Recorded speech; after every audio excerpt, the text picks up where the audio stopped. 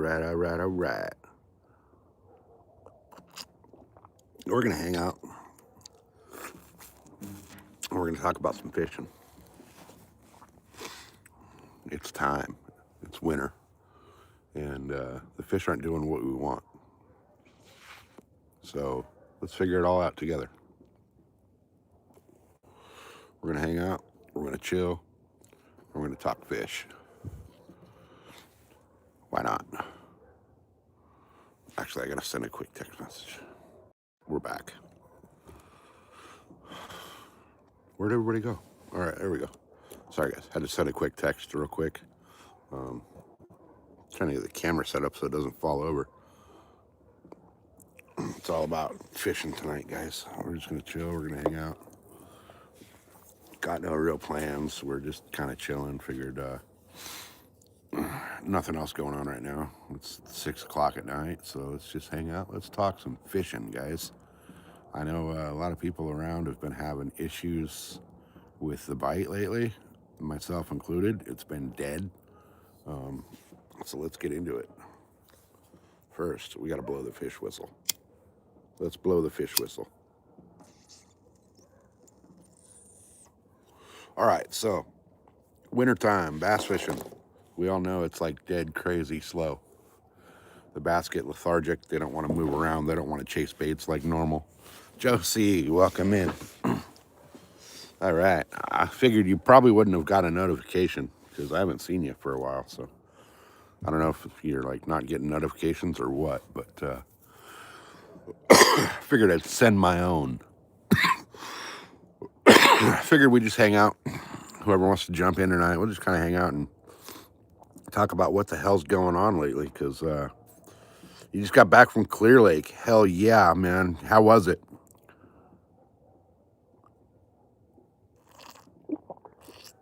Lake's almost full, but they had a sewage spill up there. How did it affect the lake or not?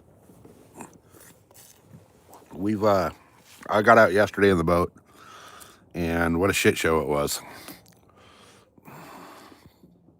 You haven't been anybody's notifications. Okay. So I'll start sending you a notification before I hit the go live button. That way you get the notifications. But, I figure with wintertime, a lot of people are, got frozen water now. Hey, Parks, welcome in. We're just kind of hanging out, shooting the shit tonight and going over what everybody's problems they're having lately with, some people have frozen water. Some people have weird water. Like for me, my lake is super, super low. So we're kind of going over bass fishing and catfishing and, whatever else fishing we get into for the wintertime. See if we can all just hang out and game plan it and get some ideas together to help us all get on some fish. I was out yesterday, as you guys know, on the boat, and it didn't go so well. I officially caught the lake skunk yesterday for the first time in months. It's been months since I got the lake skunk out there. You didn't get a notification either, Jeff? So guys, I think I've heard that YouTube, for some reason, a lot of the channels aren't getting notifications sent out. Now, I did put out like 3 or 4 shorts today, and I know that YouTube only sends X amount of notifications per day, per channel, but it may be beneficial to go into all the channels that you're not getting notifications for, unsubscribe to the channel, and then just immediately resubscribe. Somehow, some way, from what I understand, that kind of kicks the algorithm in its ass and kind of resets, gives you a reset, and you start getting notifications and all that. So anyway, how was Clear Lake, Jeff? That's definitely on my list. It's, local California lake. Well, not local. It's, 8-hour drive from me, but it's a California lake that is on my list of places to fish. So how'd you do? I'm curious what was working, what wasn't, what baits, what presentations. I wouldn't say the lake robbed me yesterday. I would say that what happened yesterday was classic wintertime, low water level, cold water. The water's 48 at the lake right now.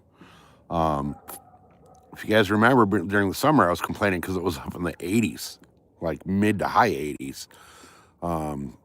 So, the water's half the temperature it was a few months ago. That's got those fish, it gave them lockjaw, basically. They're sitting there hoping to just burn off their fat reserves and make it through the winter. So tomorrow, I'm debating on going out tomorrow. I don't know if I'm going to take the boat or not.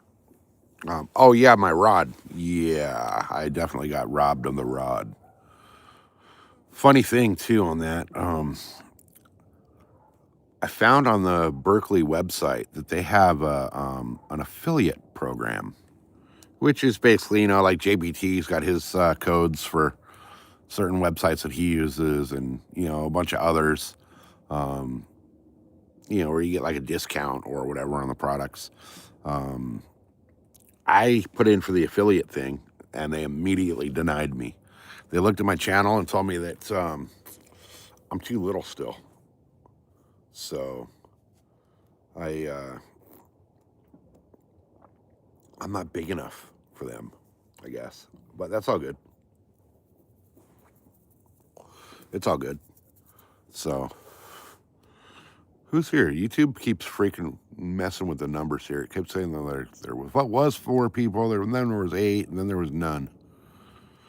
Yeah, I'll get there. It's just a matter of time.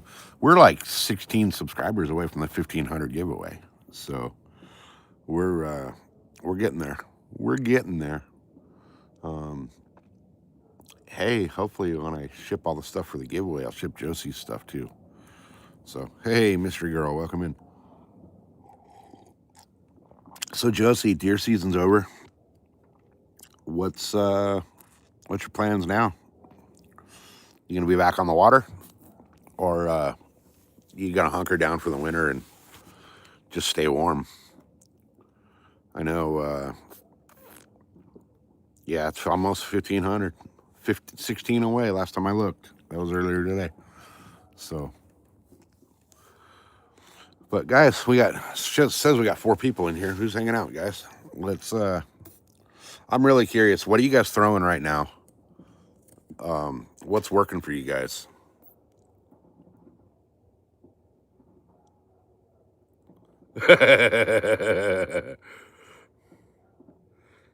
Hey, Odin.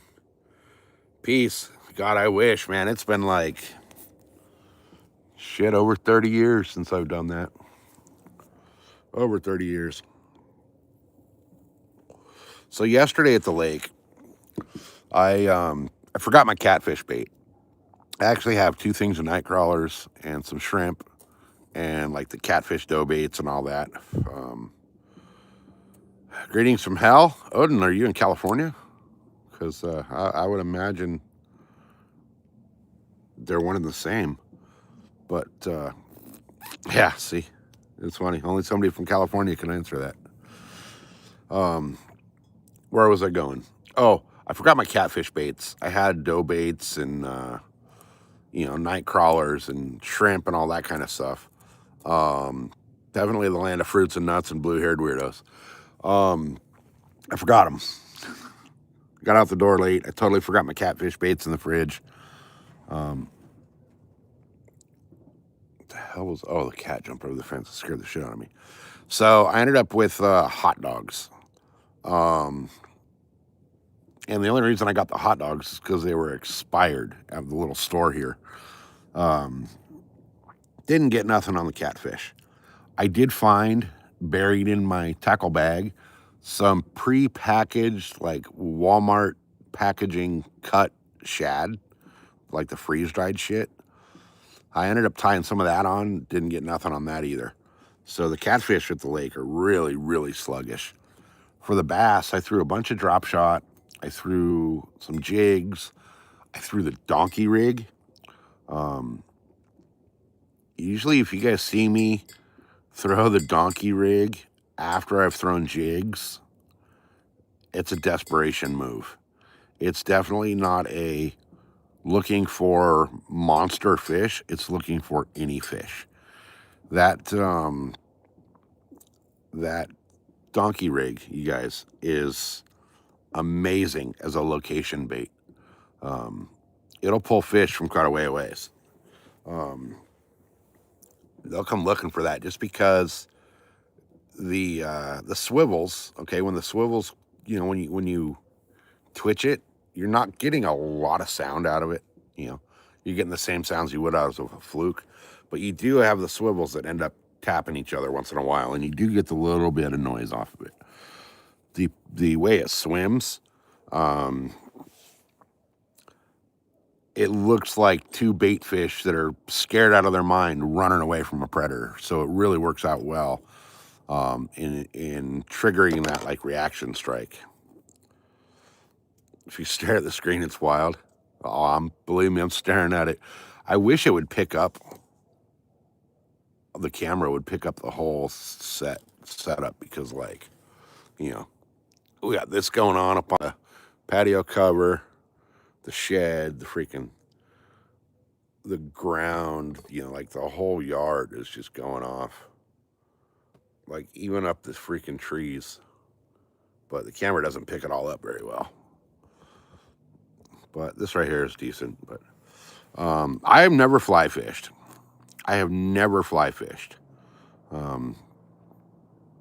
Funny thing is I do have like a fly line cast sort of thing. I can't even describe it. It's like my own weird little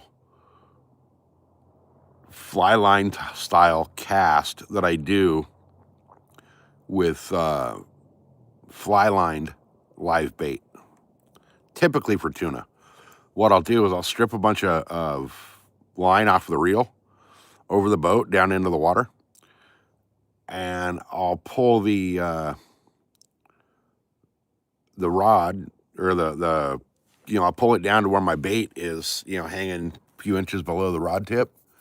And I do this weird little like golf swing thing off the bow of the boat on the tuna boats. And I have that line already stripped out like you would for a fly rod.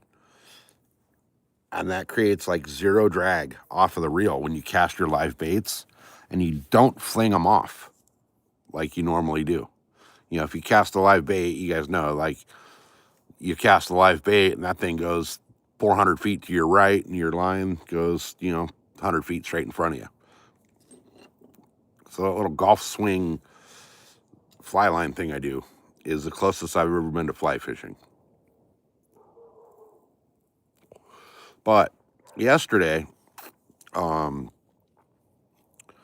favorite crappie bait and favorite crappie lure, hard to say because I haven't caught any crappie yet. I actually did. I take that back. The biggest I caught a massive crappie, not actually crappie fishing. I was bass fishing, but I threw a Castmaster under a dock and ripped out a freaking slob of a crappie. I thought it was a small bass, but so far, I have used some of Crappie Man's his little small crappie baits and caught some panfish on them, bluegill. But I haven't actually targeted crappie, so.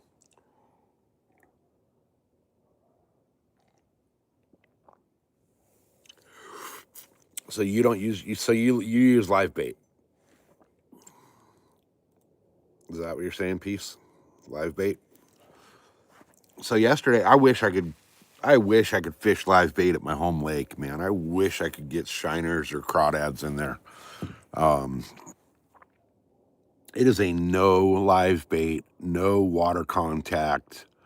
They have to inspect your boat before you even launch it, kind of a lake. So there's no way to really get live bait in there. I mean, I could. I know for a fact I could. I could very easily go get some shiners, keep them in the bag that they come in the truck, because you guys know when you buy a live bait, they come in like a big ass plastic freaking bag full of air. I could keep them in the truck until I basically launch the boat and kind of sneak them onto the boat when the rangers aren't looking and fish them. But it's kind of sketchy. So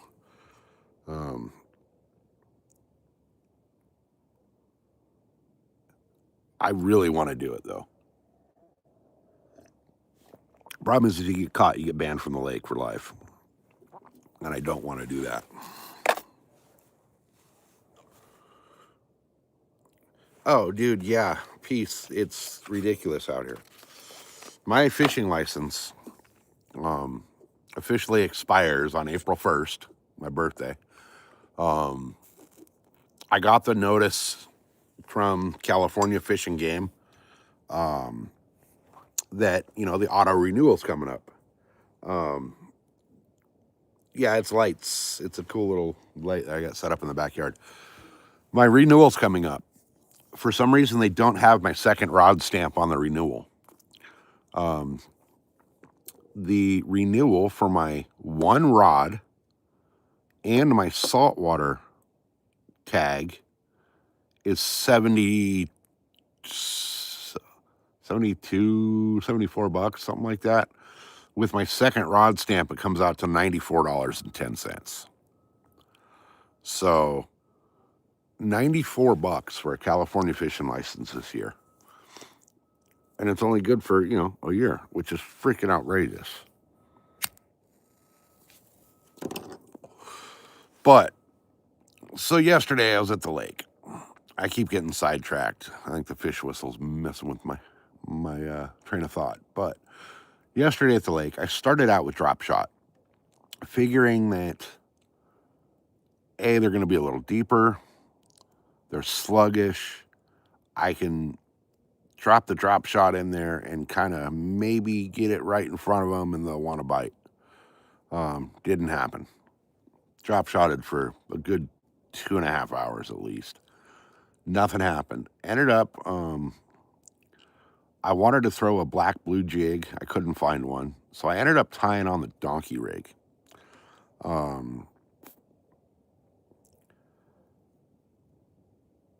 The donkey rig didn't catch a damn thing.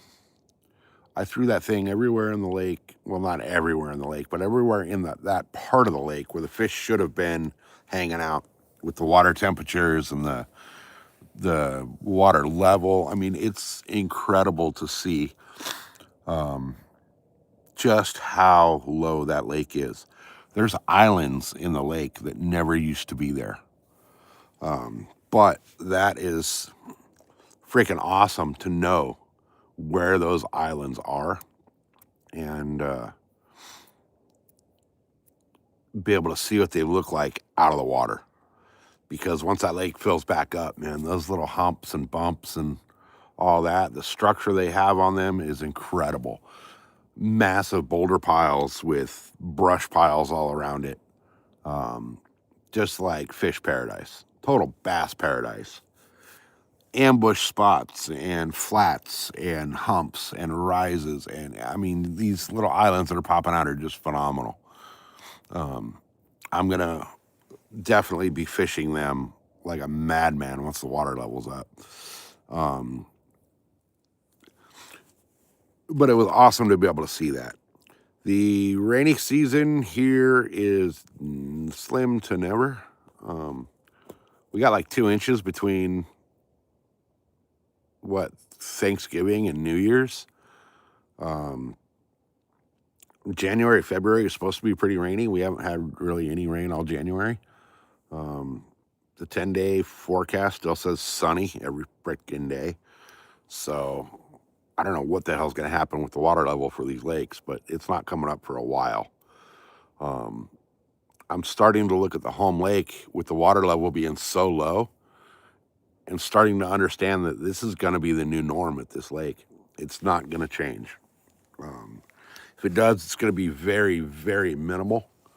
There is no way to pump water into this lake. It all requires natural runoff to get into it. Um, there's nothing that feeds it other than one like seasonal creek.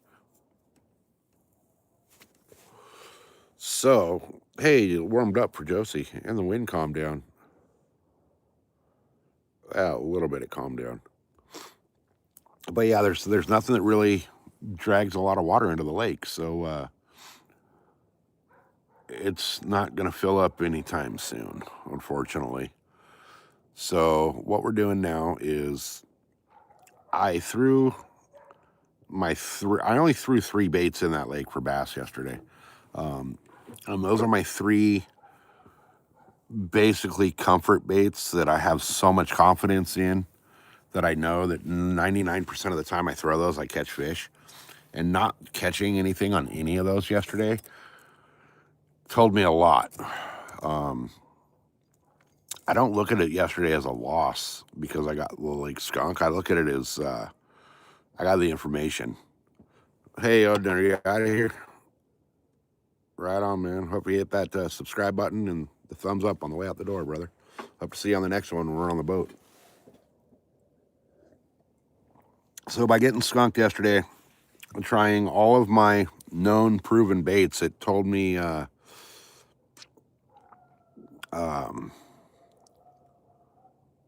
lot, really. Told me what they're not doing. They're not chasing bait. They're not aggressive. They're not moving around a lot. Those bass are hunkered down.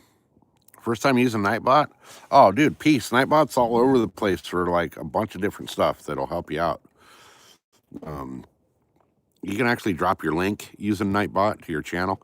You can pull up your channel stats. Like if you type period stats with no space between the period and the stats, it'll bring up your channel stats. It'll bring up all that shit. Yeah, there it is. Josie got it. So anyway, guys, yesterday was a learning experience. Everywhere that I normally fish that lake is out of the water. You know, it's funny because they say that when you're fishing from shore, you want to cast as far off the shore as you can. When you're fishing from a boat, you want to cast as close to the shore as you can. Well, I fished that lake from the boat and from shore.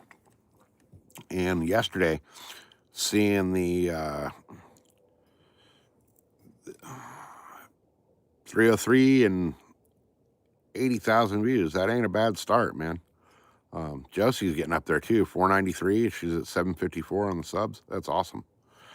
So anyway, seeing the lake water down that low yesterday gave me a really huge perspective of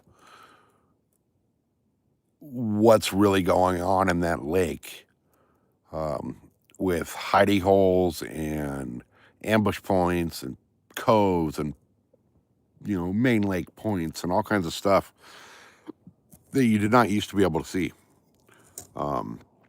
It was amazing to me to see how steep some of these drop-offs are in some of these areas that I thought they were kind of, dropped off a little bit and then flattened out into like,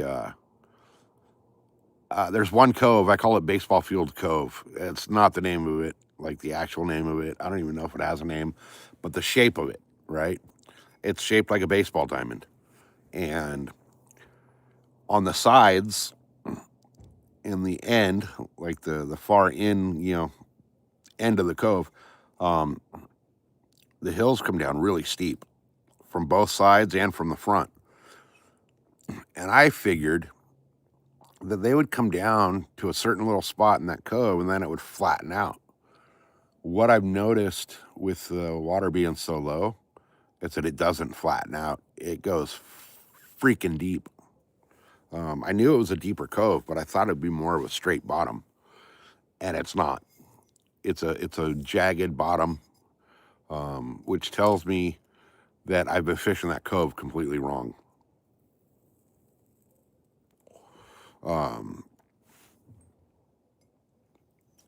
I've been fishing it totally wrong. I thought the bottom was flatter, so the way I was dragging my jigs through there was completely opposite of what I should have been doing.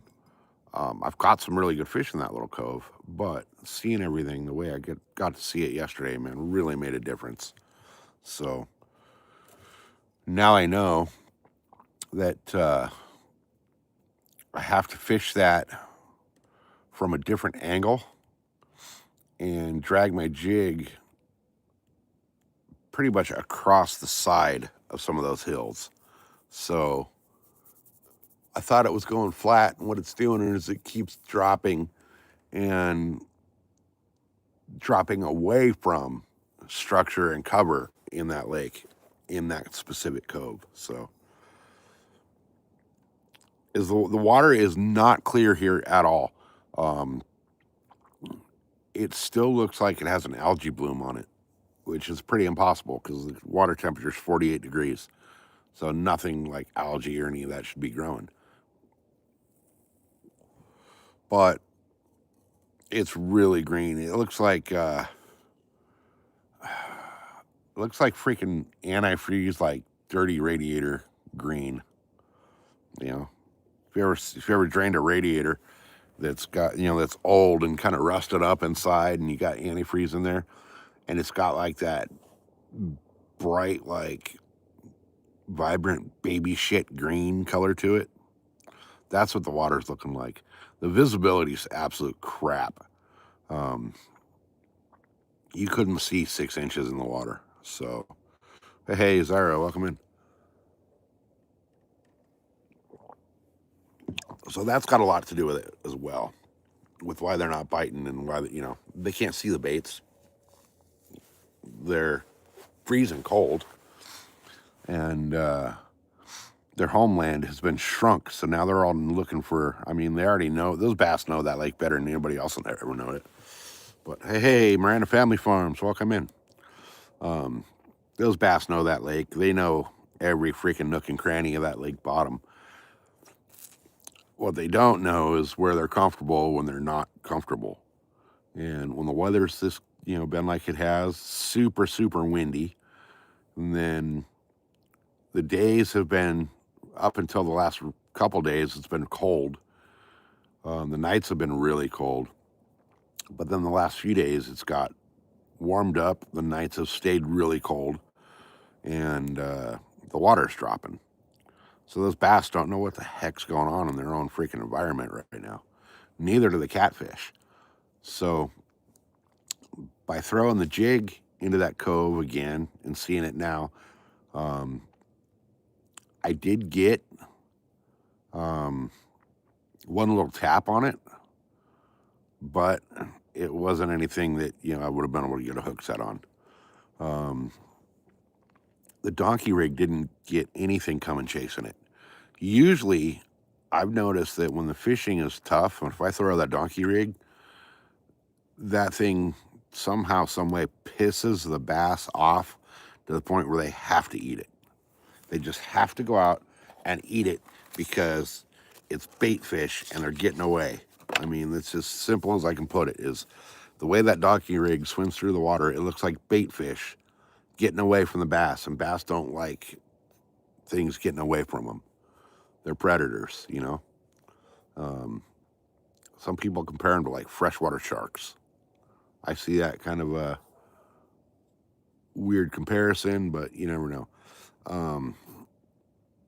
Yeah, exactly. You piss them off, you hit that primal instinct, basically.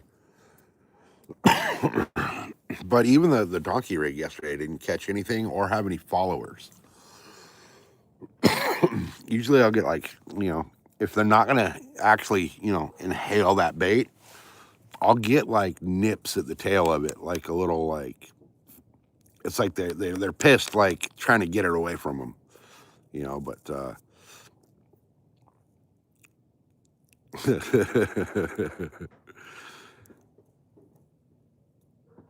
but even that wasn't making the bass come out to play. So everything I thought I knew went out the window yesterday. So it's time to relearn this extra cold water on the bass and figure out what they want to do.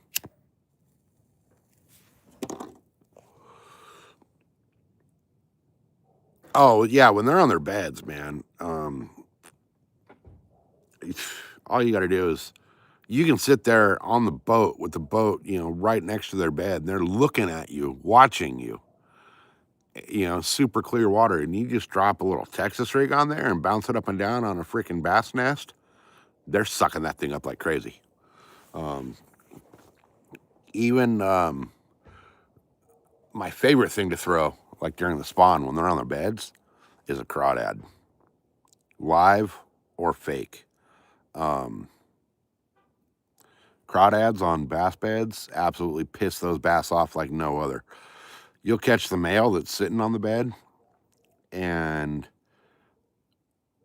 throw another crawdad right back on that bed, and those females will come out and get pissed off and eat that crawdad. Because, everybody knows that the males are the nest guarders in the bass realm, and the female that lay the eggs in that nest is going to hang around that nest a little while. She'll be there for a minute before she slides back out to fatten back up after the spawn.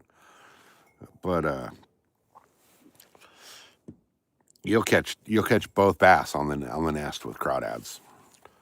I didn't throw any yesterday at this lake because my home lake doesn't have crawdads in it. So crawdads would be kind of a waste of time in there because it's not a natural forage in that lake. Which I always thought like every lake had crawdads in it. I'm half tempted to go find like a whole boatload of them and throw them in there so they can repopulate into the lake.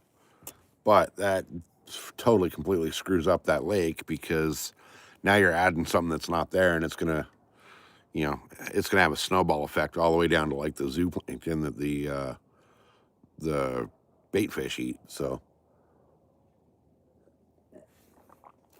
not worth screwing up the home lake down the road to throw some freaking natural bass food in there. But I am going to start throwing little smaller baits next time I go out and see what happens. I'm kind of wondering, I really want to try drop shotting some real small plastic crappie minnows and see what that does. A, I'd like to catch the crappie, but B, I'm really targeting the bass. In the end, I'm going for the bass. Whether I'm got a crappie rod out or a cat rod out or whatever, the bass is always my main target. But no, you can't even catch the bait and reuse it in that lake. Nope.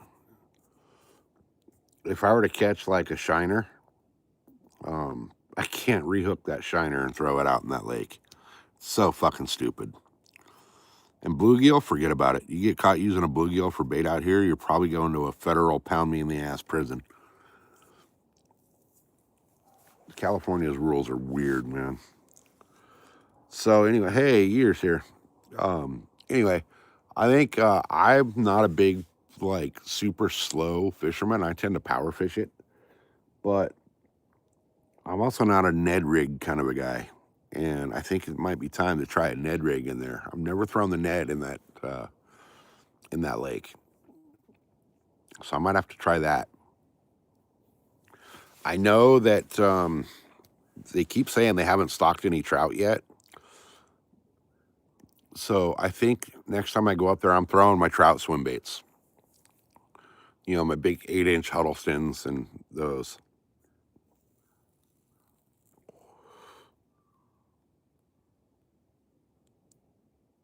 You have no clue what that is? What do you mean? What is? So I think it's time to start throwing some big swim baits and just really slow roll them. I want them to look like that first trout that got planted in that lake. And they're confused, they're lethargic, and they're just kind of wandering. So the bait I speak of, which one? The donkey rig? Is that the one you're talking about? I have a few videos on my channel about the donkey rig. If that's the one you're talking about. But I think it's time to go throw those big swim baits.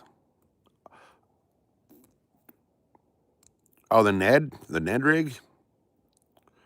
That's basically just a real small jig kind of a deal, basically. Smaller rig than anything. There is some really bitchin' videos out there. Oh, what the heck is his name? Steve something. I can't think of his last name already. You've never heard of the Ned rig? Okay. That's a cool little bait.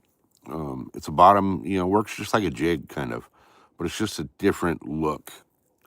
God, what the hell is his name? I'll remember it after the live. But the Ned rig is a smaller presentation bait. You're using, instead of like a 4 or 5 inch Senko on a Texas rig or whatever, you're using like a 2 to 3 inch type stick bait on basically just a small jig head.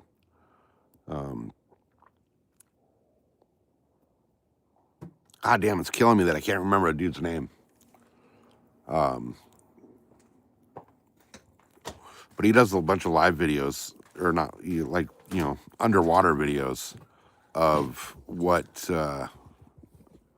different baits look like.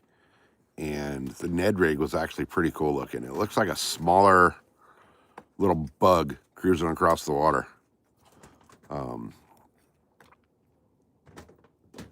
Actually, honey, can you do me a favor? What? Can you go to could you log into my YouTube channel? Maybe. Because there's a channel that I want to shout out, and I cannot remember his freaking full channel name. It's Steve, freaking his last name, Outdoors, and I know it.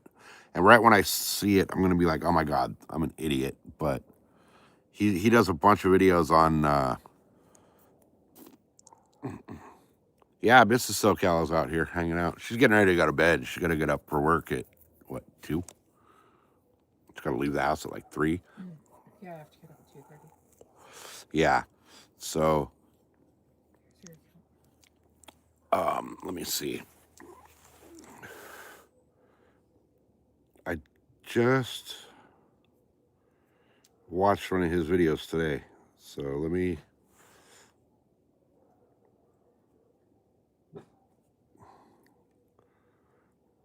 Give me a second, guys. I'm trying to figure out.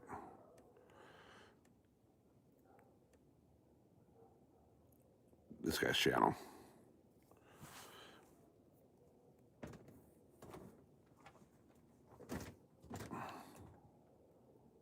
Steve Rogers. It's Steve Rogers. I'm almost positive.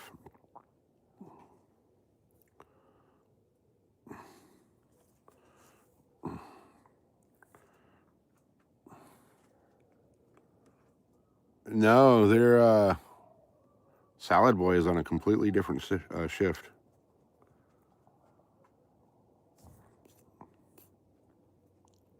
Okay, yeah, I was right. Steve Rogers Outdoors. You guys, go check him out. He is he used to have a TV show for like, the Saturday morning, like NBC and ABC. Kind of like the Jacques Cousteau kind of shit. Steve Rogers Outdoors. Go check him out. Check out his underwater videos. Check out the Ned rig. It just shows how all your baits actually work under the water. What lights? These are just like some weird little freaking light I got off Amazon. Josie says she's very happy that you don't have to work with a Salad Boy. He's a douche. So am I. You guys are gonna run in the house and grab a smoke real quick. Yeah. Well, you still got to deal with him a little bit, right? Only occasionally. Huh? Occasionally. I relieve him. He's on my opposite shift.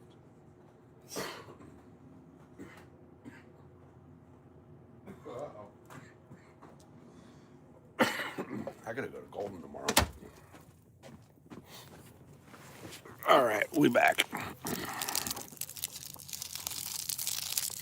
A douche. You haven't heard that in a minute? Yeah, he's a fucking.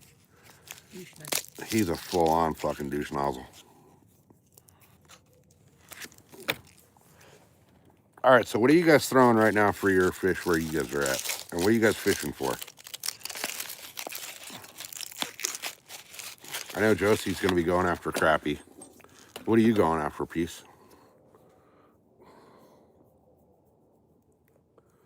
They kind of did have a party in their office the other morning. Josie said, yeah, you need to have a party to celebrate not having to deal with them. They kind of are. She's doing a thing like a little, basically like the shift employee appreciation once a month for all the people on her shift. So that is kind of celebrating not having to deal with that douchebag. Yeah, we call it mid-month magic. Yeah. All right, we got Josie and Peace hanging out. Who else is here? It shows there's somebody else hanging out, but nobody's talking.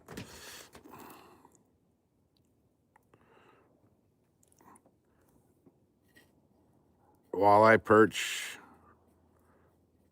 Oh, you're ice fishing, so anything that bites. Okay, that's a whole different. Yeah, that's a whole different world than what we got out here. Our water's still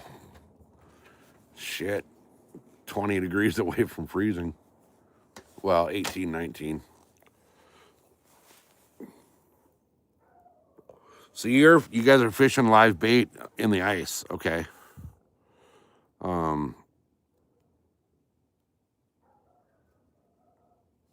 You're using that little little cricket for your crappie and panfish. Jumbo shiners. See, that's what I usually when I fish live baits. That's what I usually get is the jumbo shiners. They're like, what are you guys paying for shiners out there? Or are you guys able to like go out and well, you can't net them in the ice, but are you guys buying them in bait shops or where are you guys getting them and what are you guys paying for them if you're having to buy them? We're paying right now for the jumbo shiner, which is like 4 inches long when you get a good one, if that.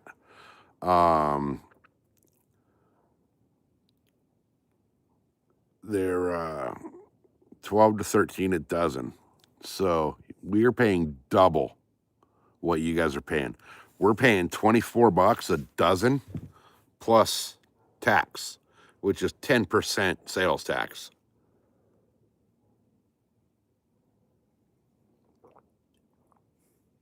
So we're like closer to $26 a dozen for the shiners.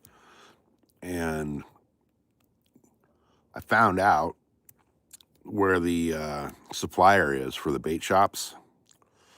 And I started going to them, and I'm getting them for 18 now. I'm getting them for the same price a bait shop gets them. How do you afford to live there? It's brutal here, man. It's brutal. You got to make great money, and you got to be very, very, very frugal with your money. Or is frugal the right word I'm looking for?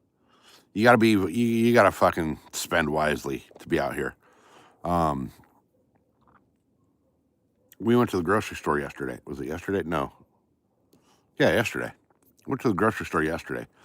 And between Costco and the other grocery store, we spent freaking $700. So, you know, it's brutal out here.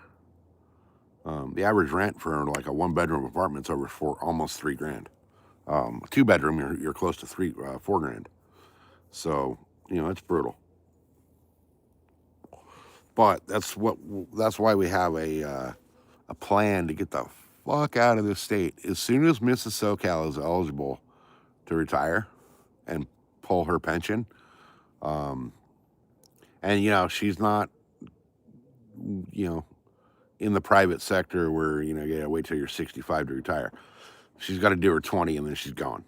And we got a couple of years till she hits that mark. But once we fucking leave, man, it's gonna be a whole different ball game. Her pension alone is worth staying here the couple couple of years that we have to before we can get out of here. So, did I catch any fish today? I did not. Mrs. SoCal ended up getting called in, so we didn't. We ended up not going fishing. I did get the boat fixed. I lost the plug, if you guys remember. I have a specialty. Well, I wouldn't call it a specialty plug, but it's not just like the pop in and flip the lever plug like a wine bottle cork. It's a threaded plug, and somehow, some way, trying to get the boat on the trailer the other day, I lost the plug.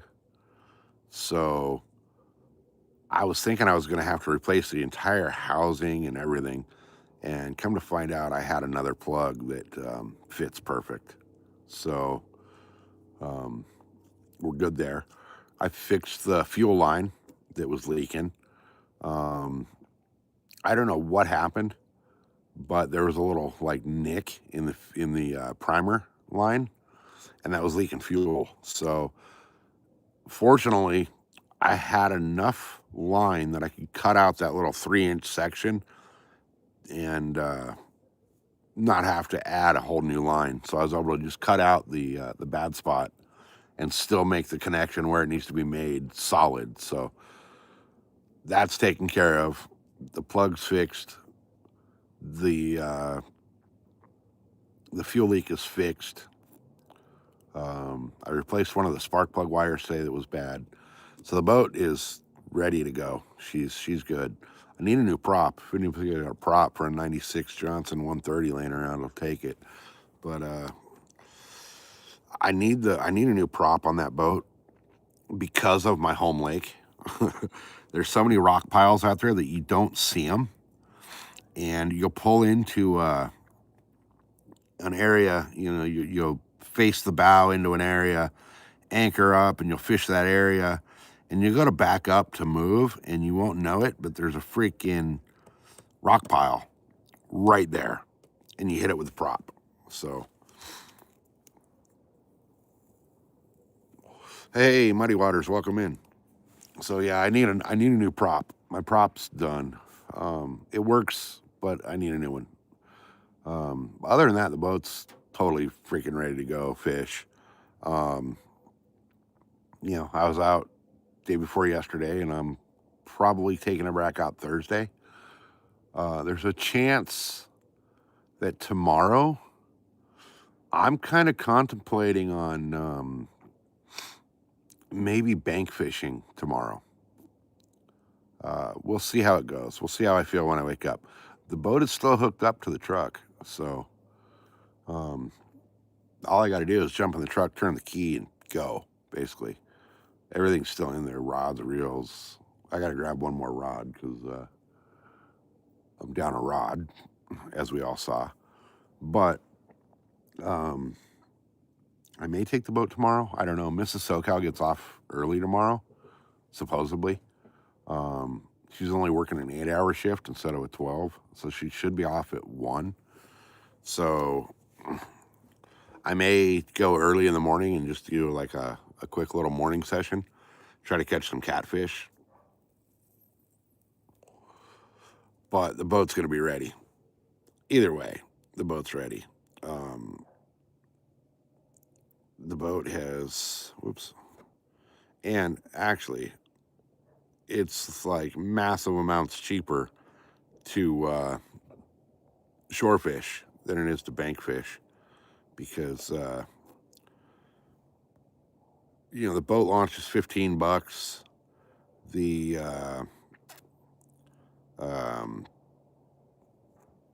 parking pass is $10. The fishing fee is $13. So it's not really cheap to fish this lake anymore. It used to be the cheapest lake around to fish, but now it's not. So we'll see. There's carp in there. There's definitely carp in there. They're just hard to catch in there. I've never really caught one in there over a pound.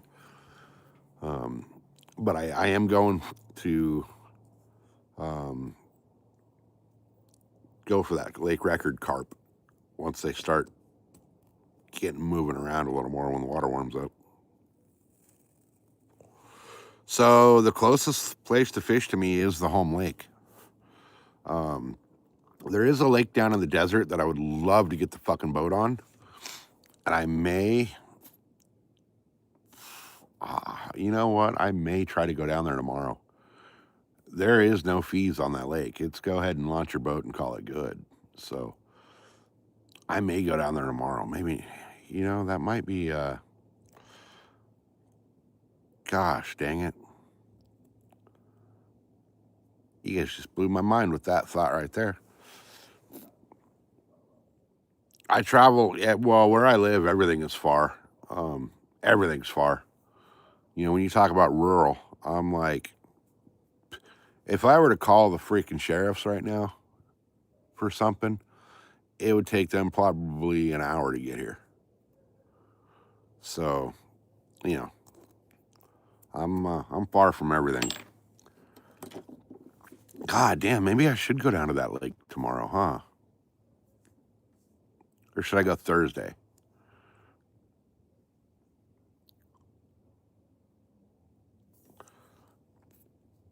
I don't know. What do you guys think? You guys want to see me fish a weird little desert lake for bass and catfish and maybe carp and crappie? Or should I just say screw it and stick to the home lake?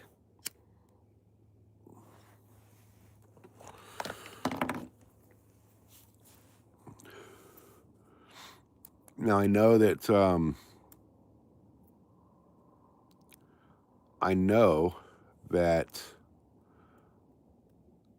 home lake's been dead for a while, but I haven't fished this other lake. Now I know for a fact the fish down there in that other lake are small. They're real small, but they're there. I just don't know if they're biting or not. Hang on a second, guys.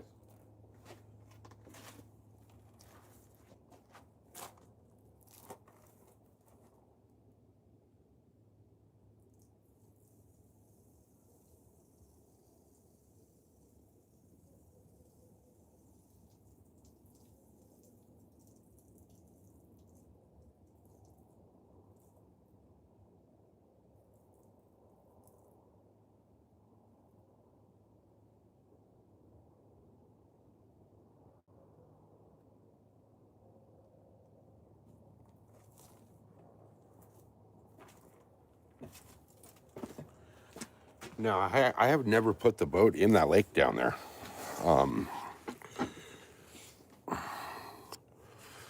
Which that could be an interesting little idea. If I could get, huh, huh. You guys, we might end up down at a desert lake tomorrow, fishing for whatever's out there. I know Mrs. SoCal loves that place. She likes bank fishing that place. We haven't caught anything down there. How far is it to my local lake? So my home lake is about a 35, 40-minute drive. And the desert lake is about the same. So it's about a 45-minute drive to the lake. Like from my door to the boat dock is about 45 minutes. If I want to go fish the lakes like in the city of San Diego, I'm looking at hour and a half to 3 hour drives, depending on where I want to go. I can actually, like Lake Dixon, where they caught Dottie, that's a 3 hour drive with traffic and all that, because I can only go 55 with the boat. And it's, way up in the northern part of San Diego, which is just traffic nightmare. There's like rush hour traffic on a Sunday afternoon up there. So it takes forever to get around up there.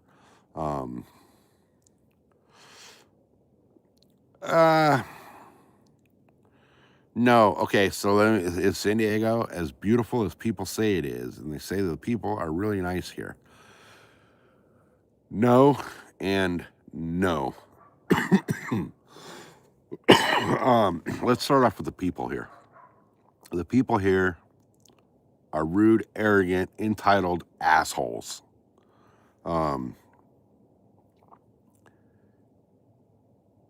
Yeah, the people here are just fucking stuck up assholes. As far as is San Diego as beautiful as people say, if you get away from where most people are going to go.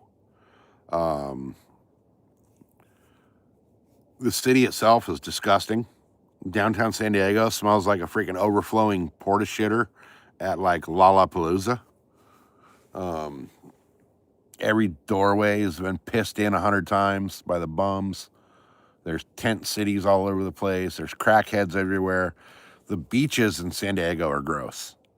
I actually quit surfing here because of the beaches. They stink.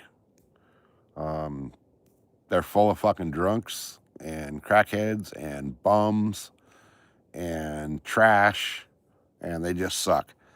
The beaches in Baja California and down in like, Tijuana. The beaches in Tijuana are nicer than the beaches in San Diego. The views are great from some of the spots, but if you really want to see like badass San Diego County, you get away from the city, you get away from the beaches.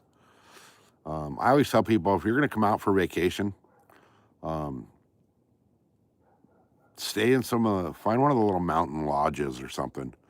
LA is kind of actually nicer, believe it or not. Their beaches are nicer, they're bigger. But once you get out of the city into like the foothills and the mountains and stuff, it's freaking absolutely gorgeous out here. We have some beautiful places. Most people don't know about it. Now, if you get down into the deserts of San Diego County, like the Anza-Borrego Desert State Park, it's fucking gorgeous. We're actually going to be throwing the Starlink in the Jeep and going down there the next few weeks. We got to deal with the DMV on the Jeep, do the registration on it. But once we're all squared away with that, we're on the way down to the deserts, and we're going to show you guys stuff that people that are born, raised, and live their entire lives in San Diego have never ever seen. That is going to be worth the price of admission right there. Good buddy of mine went down there yesterday into the desert and did part of the route that we want to do in the Jeep, and he said it was just awesome. Him and his wife and their baby went down there. His kid just turned 2, so perfect time to get her out and start kind of stuff. But they took his truck down there. He's got a little pre-runner. They took that down and did that part of that route that we're going to do in the Jeep. And he said it was just beautiful down there yesterday. So I can't wait to get out there on the Starlink. But that'll be a few weeks coming up here.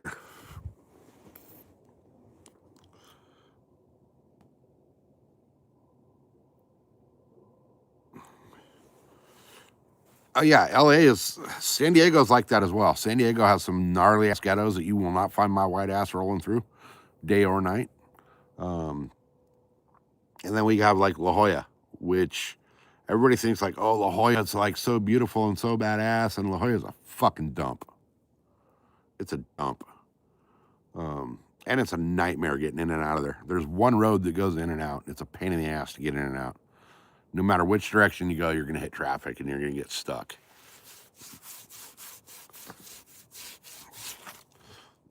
All right, we got 5 people hanging out. Who's here?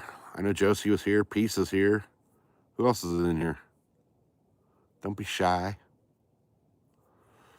All right, where's everybody at, and what's everybody fishing for right now? I know Peace is fishing walleye, which is a bucket list fish for me because we don't have them. We don't have walleye here, so I can't fish for them here. I have to travel to fish for them. Hey, Will's from New York. Stoned. Hell yeah. Beautiful.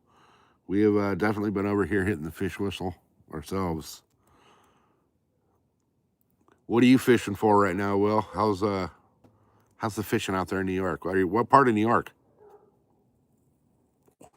Don't say upstate because everything in New York that's upstate is just not New York City. Walleye, lake trout, and pike. Nice. Are you guys frozen over? Are you ice fishing, or are you guys actually able to like have regular water? Oswego County. Okay. All right. See, there we go.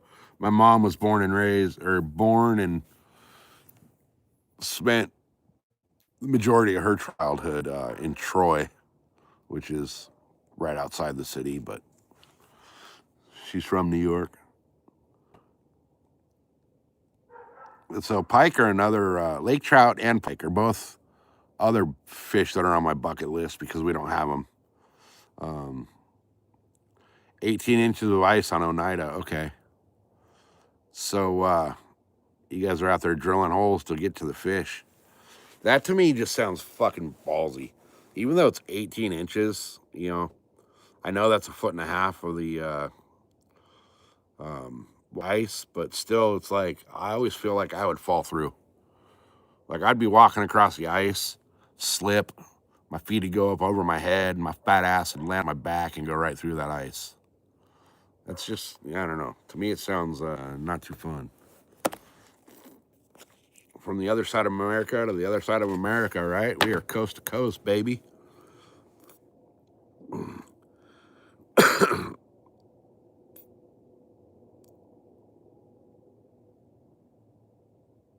You wear ice packs? What are the? I know. I understand the bar to test like out in front of you to. I know you can drive a concrete truck on it, but man, I'm the same size as a concrete truck. So what's the ice pack? Is that similar to like the inflatable freaking life jackets?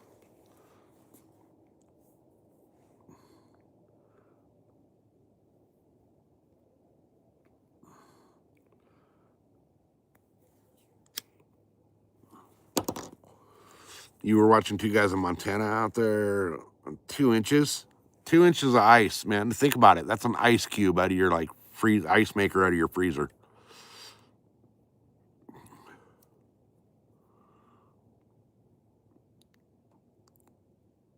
If it's clear, good ice, 2 inches is good. No, man. I feel like I step on an ice cube out of the freezer and it freaking breaks. So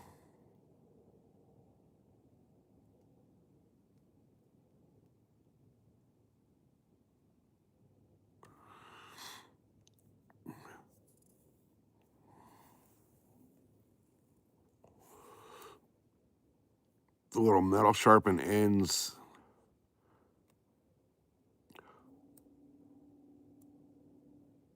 Are you talking about, so Will, are you talking about the end of the steel rod you use to test the ice? Use it like a grappling hook to get yourself out, worst case scenario, or and then the float suit. Okay.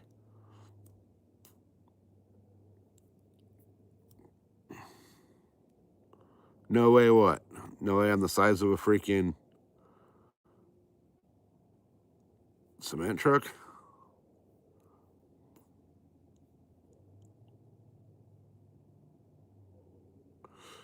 Oh man, yeah, no. I'm not going on the ice like that. Hell no. Nope. Josie, that's a big old fat. Not even gonna freaking think about it. Not even gonna entertain the idea. Nope. You can walk an elephant across there and I'm not gonna break. I'm not gonna break. I'm not going on that water. I don't care.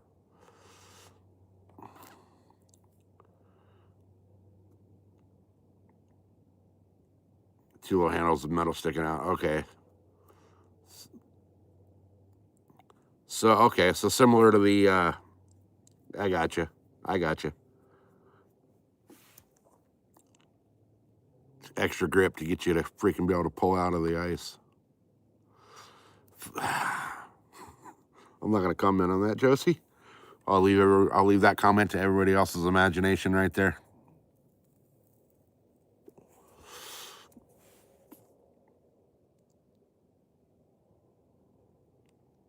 Take rope with you on the ice. Yeah, I could see that. I always carry extra rope on the boat just in case shit, something goes bad. I lose anchors, lose motor, whatever. Um, I can always tie myself to a rock pile and not drift off. The ice gets loud sometimes. Oh, like the creaking and cracking of it. Yeah, that would freak me out. That would definitely freak me out. Um, yeah, I 6 inches of good ice you could drive a truck on. I get, but and I watch like those ice road truckers and all that shit, where those crazy freaking sons of bitches drive across lakes and up rivers. Like the river turns into a road when it freezes, but still, something about knowing like how long you cannot survive in that frozen water if something happens. Um, you know, it scares the shit out of me.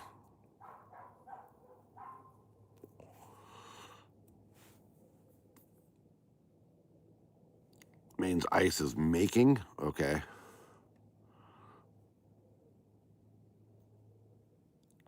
And see, that trips me out too. Like kids ice skating on ponds and all that. It's like, oh man,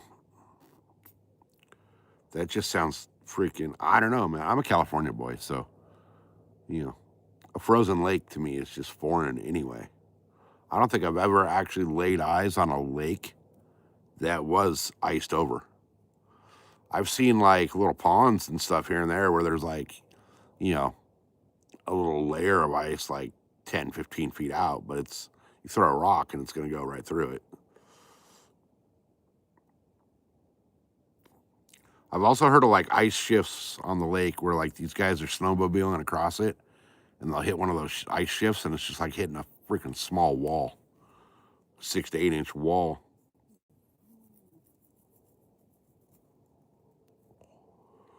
Really? How does that affect the fishing when the ice is going, making all that sound?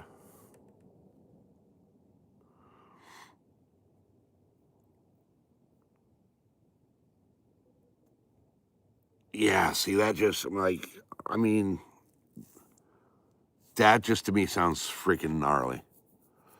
When you can feel the freaking ice move under your feet like that,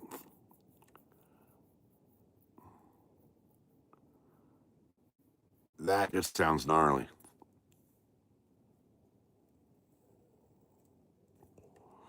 Wait, will you never be blessed to see what? What I miss?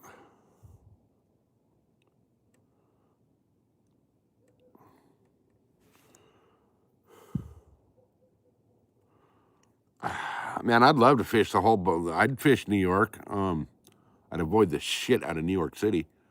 Um, do everything I could to go around it, but I'd love to fish a whole bunch of places, coast to coast.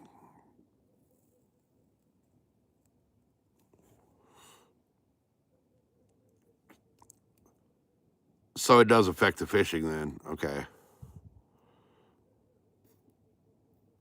And then when it got warmer, the fish took. Okay. See, that's what I'm wondering right now with my home lake is it so cold that those bass aren't gonna bite no matter what I throw at them, or oh, you never saw the water shoot out of the ice holes? Okay. Um, Usually doesn't affect walleye and perch, but they're deep. Yeah, they're that's just gnarly though. I mean, it's got to sound fucking insane. But I don't know. Do you guys notice a different um, bite pattern when you guys get the freeze over compared to like dead of summer? You notice fish acting different, or does anything really change too much in the lakes that actually freeze up? Because ours don't, so I have no experience um, knowing how the fish are going to act when the water goes from nice in the summer to frozen in January. Because I'm kind of thinking that some of the ice tactics, the super cold water tactics, I really want to try them on my home lake because of the fact that the water is so cold. I mean, 48 degrees out here that's cold for a lake. I put my hand in it the other day and it was cold, like chilly, chilly, chilly, chilly. So they change attitude, bait, and where you fish. So, okay, so what are they doing under the ice? What do they change? Like, you know, they go deeper or they go shallower? Or what are they doing?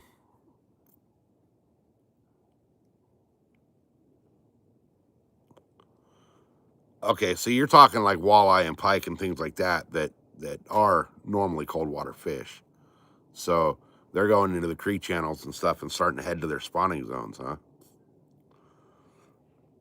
You see, out here we don't start spawn like the bass out here don't spawn until February, like late February through March is really great pre-spawn fishing, but that's warmer water.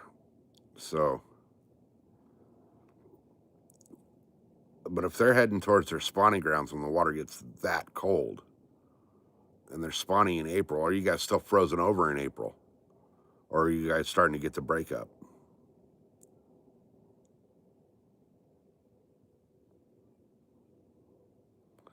So even the panfish will stage up in that late ice, okay?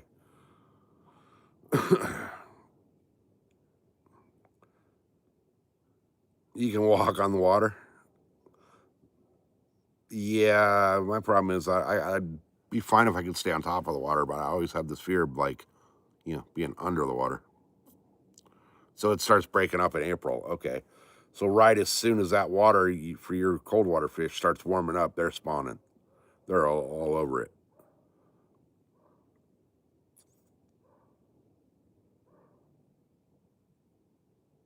Northern Wisconsin, you may have seasons.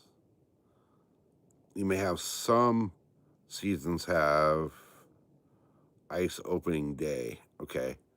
Now I know that like I've seen videos and stuff where there's like entire freaking cities on the ice, and there's like whole events and all kinds of shit. I think that would be kind of cool to check out. Um, but I got to go to freaking Wisconsin or you know Oneida or maybe Montana, places like that to be able to experience that type of fishing because we don't have it here.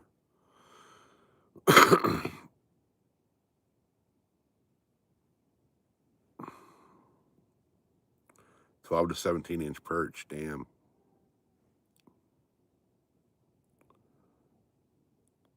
The jamboree, yeah, that's what they're called. The jamborees, they're a blast. They look like they're a fun time. 4 hours, you get 100 perch. Damn. So it's a full on like tournament, carnival, festival type deal, right? For the jamborees. See, there's a lake that we can fish here that we can get. You can go out and have 150, 200 bass day, but it's I guess you would call it. It's. I know a lot of you guys have like pay lakes. Um, this one, I guess you'd call it a pay lake. To get into Barrett, you actually have to buy tickets through Ticketmaster to get in. Um, and you can only get in, I think it's like June through September. That lake's open. The tickets are $100.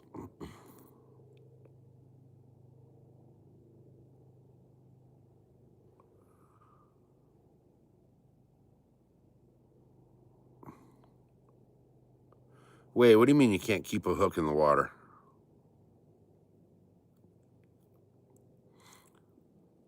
Oh, so they square off a certain section of the frozen lake that you fish for those tournaments.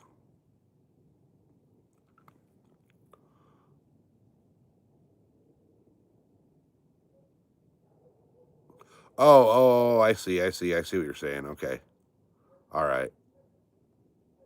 cast and catch instead of cast and tug.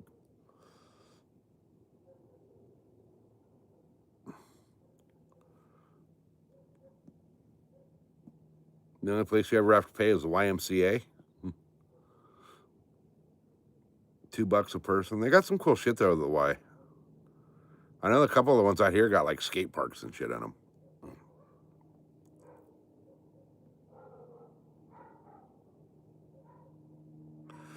Yeah, I'd like to check out one of those freaking ice fishing jamborees. From what I hear, they're pretty cool. But no, this lake I was talking about, Barrett, it's only open basically summer. They only let X amount of people in per day, and you have to buy tickets in advance. And it's kind of like Comic Con. Like the day the ticket goes on sale for the day you want to go out, you got to be in there freaking smashing the enter button on your freaking buy now thing, hoping that you freaking get in. It sells out every day, all season long. But you can go out there and catch 200 bass in a day.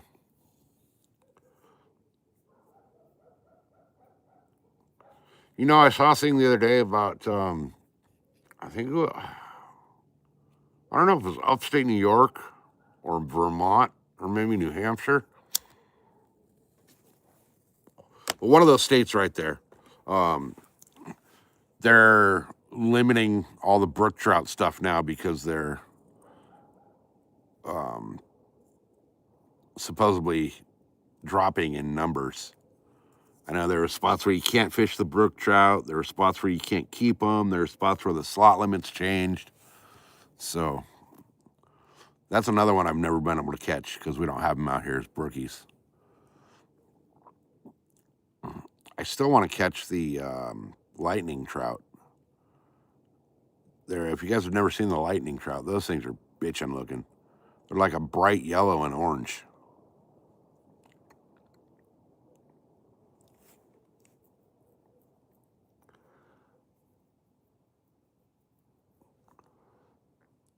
Really? You guys' YMCA's are like that?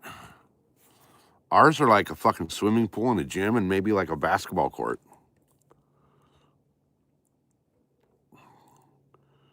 In Wisconsin, our county, you can drive on ice.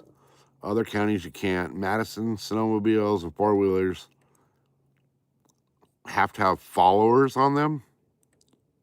Oh, flowers on them if they go through. What? I mean, snowmobiling on the ice just sounds gnarly to me. Joey's doing Josie over the YMCA doing lunges and crunches over there.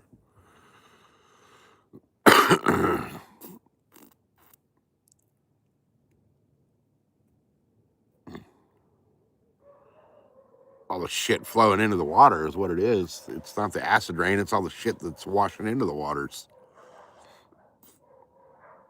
Floaters. Okay, I was like, yeah, you have to have flowers. Why is that? So they just mark your grave?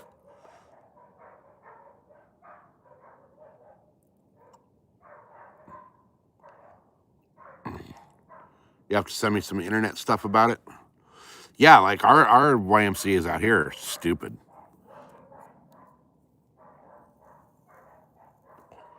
Six people go in last week. Jesus.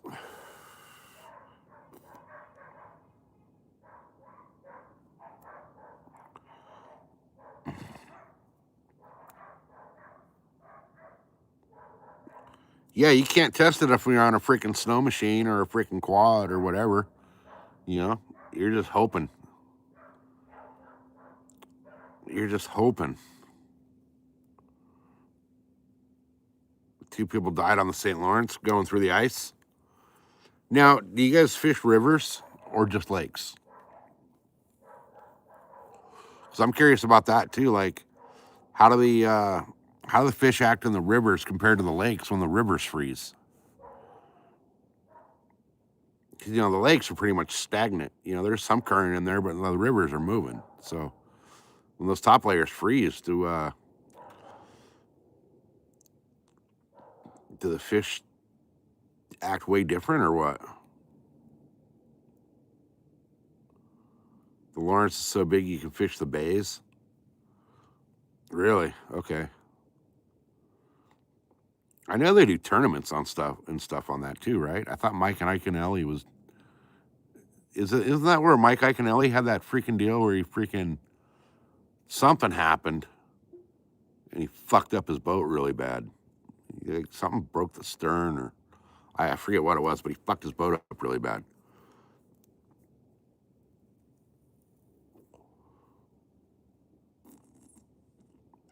Fishing on the river is good action. Are you talking about in the ice?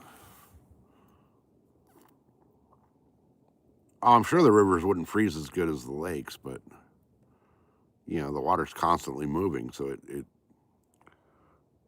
water actually creates friction when it moves, so it's harder for that ice to form.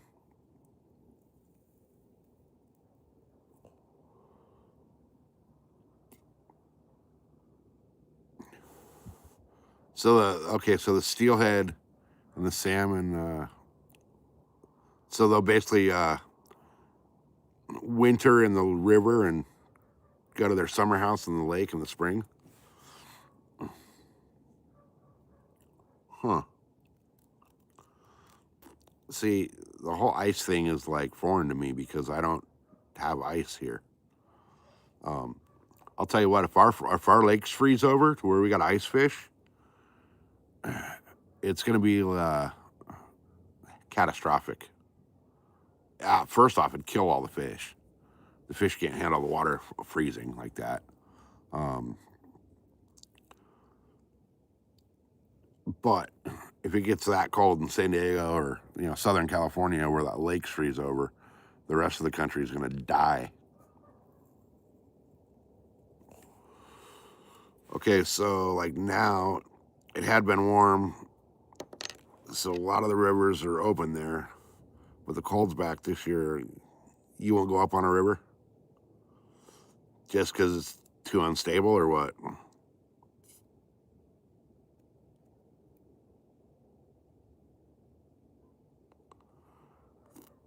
Oh, okay, I got you. So they know when that spawn is, and they're following to feed. Genius.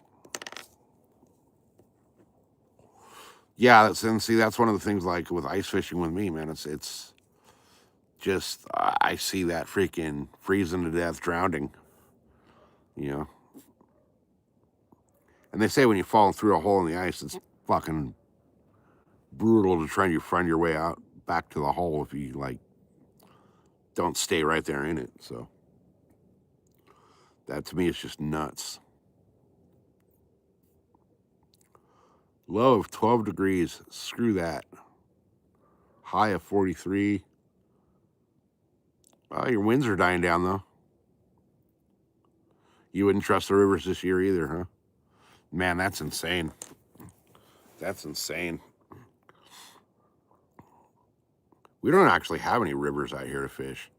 I can go fish the canals out here, but they're all man-made. High of 6 with a low of negative 15. How do you guys deal with that, man? That just sounds brutal to me. To me, that just sounds like inhumane. Saturday, they're calling for snow. Man, we didn't get snow once in the deer woods. Kind of pissed me off.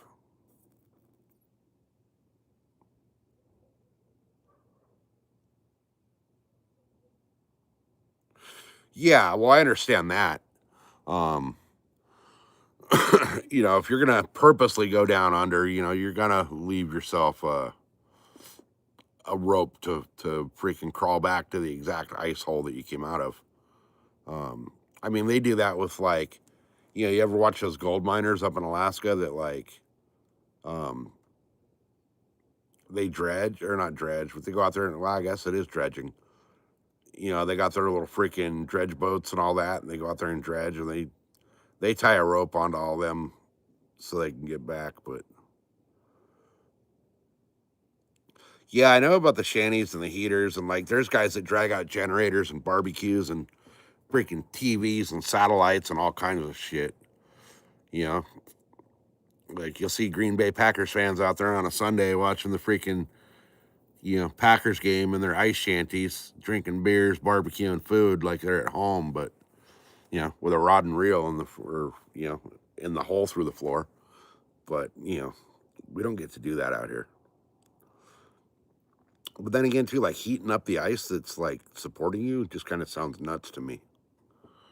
Almost sounds like counterproductive, you know what I mean? Like, you want the ice to be thick, but you turn it on a heater and you're melting it.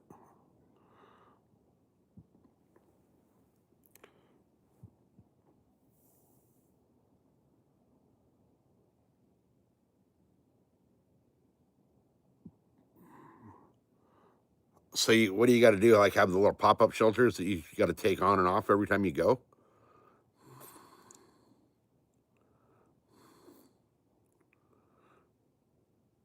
Don't want to clear the holes every 15. Oh, yeah, that's right, because they start freezing back up. So, you got to freaking take the slushy out of it.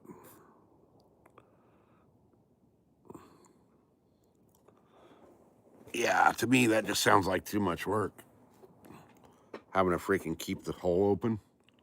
And then, like, what do you do if you get a fish that's too big to come through the hole you drilled? That to me is just like, what do you do? Drill another hole? Make your hole bigger or what? Hope you don't cut your line while you're drilling your hole.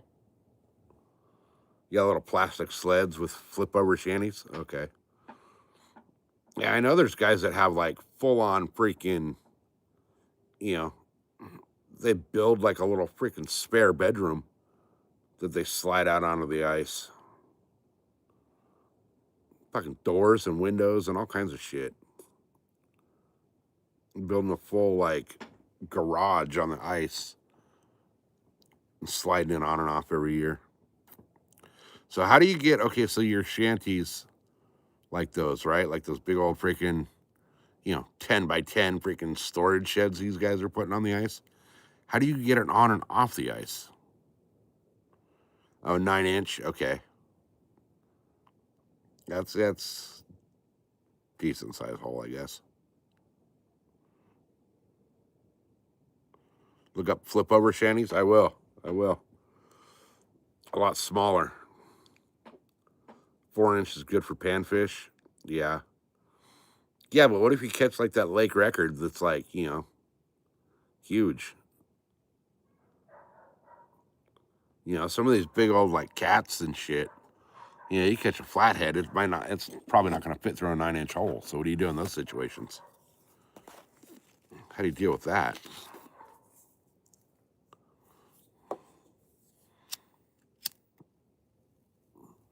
I'm curious how these guys are getting these big old fucking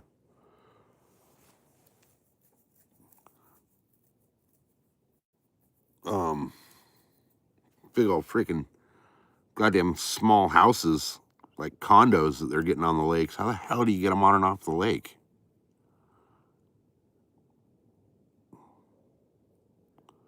Work and walk all on ice? Yeah, screw that. Get the spud bar and just start chipping away and hope you don't freaking somehow hit your line.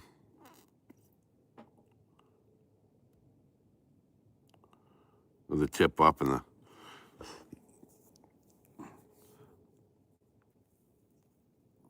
all right, you guys have obviously seen Grumpy Old Men, right? The movie, Walter Matthau and John Lemon or whatever.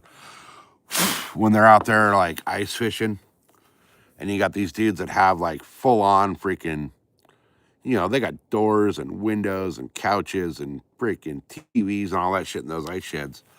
How the hell do you get that out there? Like, you can't put it in the back of your truck and drive it out. Like, you got to build it freaking. Yeah, I know you gotta do that with tree stands too in a lot of spots too. Leave your contact info on it, like actually attached. But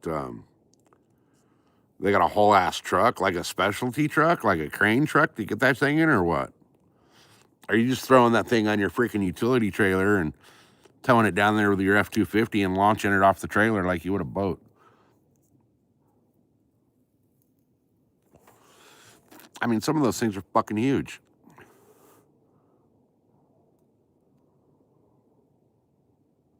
Well, yeah, they build the tracks. Oh, they tow the whole thing.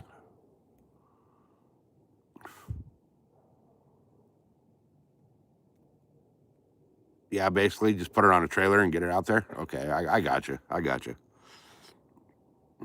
I wasn't sure how you would freaking do that. Oh shit, we're 4 minutes away from the freaking goal timer. I set it for like 45 minutes, so damn.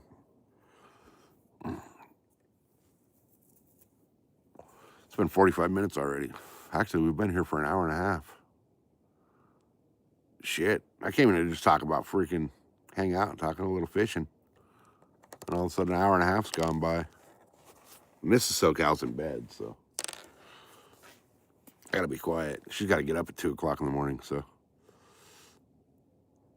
Most are on wheels there. Okay. So you just like tow it home at the end of the freaking day or what? Tow it home like it's a trailer? Because that, to me, that just sounds gnarly.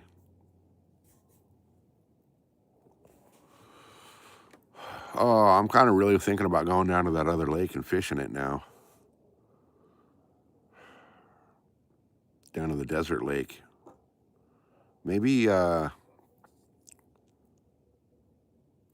lot of people have them leave them. Yeah, I know for the like with the winter when the ice is frozen, but what do you do when it's like, you know, time to get it off?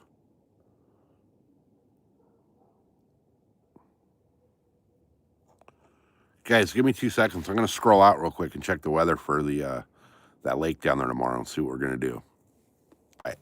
We might have to go down there tomorrow and fish that desert lake. It's gonna be freaking 70 degrees with like 1 to 3 mile an hour winds. So that might be actually perfect for going down and doing some fishing tomorrow. I think probably bank fishing will be the best bet.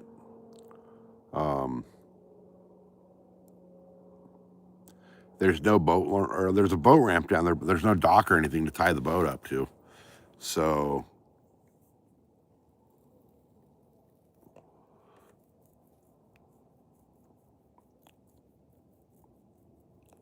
oh, they have to be off by February 1st there? Oh, shit. Okay. So, yeah, maybe tomorrow I'll go down there and fish that lake in the morning. We can try a few things down there. The question is, do I yank the boat down? I gotta beach the boat to move the truck. I usually target bass. I've just recently started fishing catfish, and my main fish that I like fishing for is tuna. So, but you need I've never really purposely targeted crappie. I've got a whole boatload now of Crappie Man baits. Bunch of his little crappie minnows and things like that. So I'm gonna start targeting them. I actually want to catch the lake record crappie on my home lake. Just because I want 4 records on that lake. I want the bass, I want the trout or the cat, the carp, and the crappie on that lake. I want all 4 of those lake records. And from what I understand, this place is loaded full of them. So, you know, I should be fishing for them. So yeah, well, spring is the best for all lake fish. But out here with the bass in California, all of our lakes out here, every time you throw a freaking bait into that lake, you got a chance of catching a 10-pound plus bass every cast. So a lot of people out here, you know, targeting big bass, myself included. I'm going for the lake record at my home lake, which is 19.3 pounds. So, you know, that's a big fish. To catch that, to break that record, I got to catch an almost 20-pound bass, which puts you right into the wheelhouse of possible state and world records as well, because the world record, I want to say, is like 22 ish, and the state record's 21. So, you know, those big 20 plus pound bass are out there. It's just a matter of running into them on the right day at the right time with the right bait. So when people, it's funny, I see people all over all over the country talking about, like, yeah, like Will, your PB is a 7 pound. Out here, 7 pound bass is like, nice fish. Yeah, well, Dottie, look up Dottie. She was 25 when Mac and Jed caught her. Yeah, the cold. See, we got the perfect weather to make those big bass. So, Josie, no, a magnet would not get my rod out of that lake. Carbon fiber rod and aluminum reel. Nothing magnetic about it. Even the jig head that I had on there was freaking lead. So, my only hope is to be able to get out there and snag it. And next time I go out there, I'm going out with a big ass snagging grappling hook to try to get it. I don't give a shit.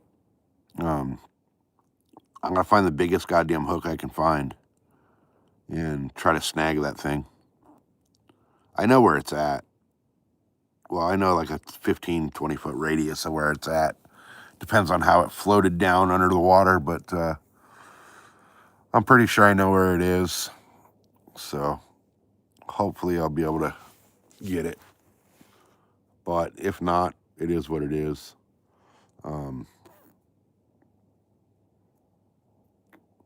Yeah, that hurt, man. That hurt. That was I say it's my best rod and reel. It's not the most expensive rod and reel, and it's definitely not the best rod and reel that you can buy on the market. But I loved that setup. That Berkeley Lightning rod, the 7 foot medium heavy, with that I had the Daiwa Crossfire 4000 series, and that was just like the fishiest, most comfortable rod and reel that I've had. It fished awesome. It felt great in the hand. It's super sensitive. You feel everything, and it just caught fish. Yeah, right. I know. Ron catches rods and reels like crazy, but it's not worth paying for his flight and hotel and travel expenses and all that shit to bring him out to fish for that thing, because I could buy a new one for $120. So, but it was just that is the rod that I've caught my modern day biggest fish on. I got my PB carp on that rod. I've got some of the biggest bass I've had in the last few years on that rod. Now, I did catch my PB bass on a totally different rod and reel setup, but that was years and years ago. That was back when, like, you had a flip phone and some piece of shit camera.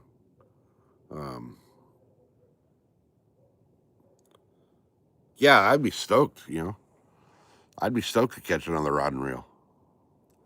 But yeah, back when I caught my PB, that was when, like, you didn't, if you had a camera on the boat, then it was like, your camera, not a camera phone. Not all phones had cameras in those days. And that fish was 16.86 pounds. And I caught that out of my home lake. And I caught that on a freaking nice little bait. Caught that on a swim bait. Which I need to get another swim bait rod, because I've been using one of my tuna rods lately for a swim bait rod. lake trout was 18 pounds. I've never fished lake trout. I heard lake trout get big. I know Rod, want to see my Rod, was talking about one of the lakes up by him up there in Montana. Um, I think it might have been Flathead, had a bounty on lake trout where you could actually, for like every one you catch, they'll give you X amount of money. And I think there was like 100 fish limit per day on those things, he said. Yeah, I know they're massive. The lake trouts are massive. I know that. Um, I know they get huge. Um, I know. I'm kind of wanting to go fish New York now. Kind of want to go fish New York. But until I pick six and win the lotto, I'm fishing California and like Lake Havasu in Arizona. Um, we have a good friend of mine moved over to Lake Havasu, and we'll go over and meet up with him and his wife and fish a lot. But it's still a 5-hour drive.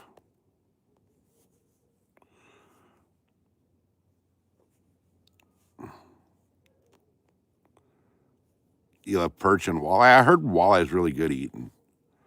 Weird thing is, I don't eat fish, so I wouldn't know. Um, and I think that's because when I was a kid, I grew up on a property with a bass pond on it. We used to be able to deer hunt the property, fish the property, duck hunt on the property. Beautiful, beautiful mountain property. And I decided one day I was going to keep one of the bass that I caught. And my dad was like, "Oh, you keep it, you clean it, you cook it, you eat it." And I decided, fine, I'll eat it. And I tried it, and that thing was disgusting. It tasted like that nasty, swampy ass pond mud. And ever since then, I've hated fish.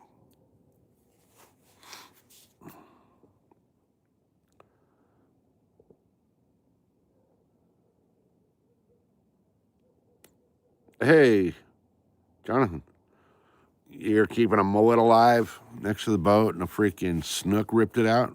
Oh, that's brutal. I've had tuna almost rip my rod out of my hand. You got like, you gotta, it always happens when, um,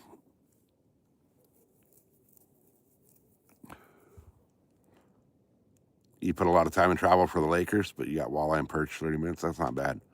Um,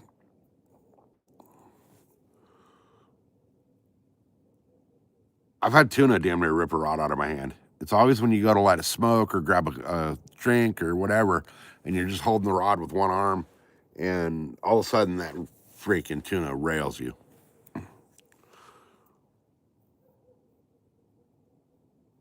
Battered perch or walleye, and you'll like it.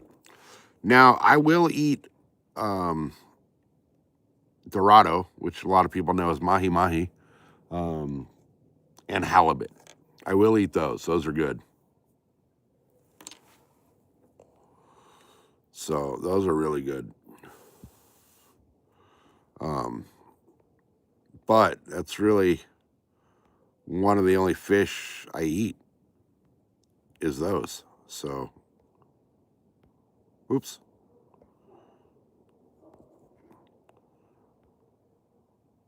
All right, let's see. I always like to play with these goals just because YouTube put them there. Might as well play with them. The wall. Wait.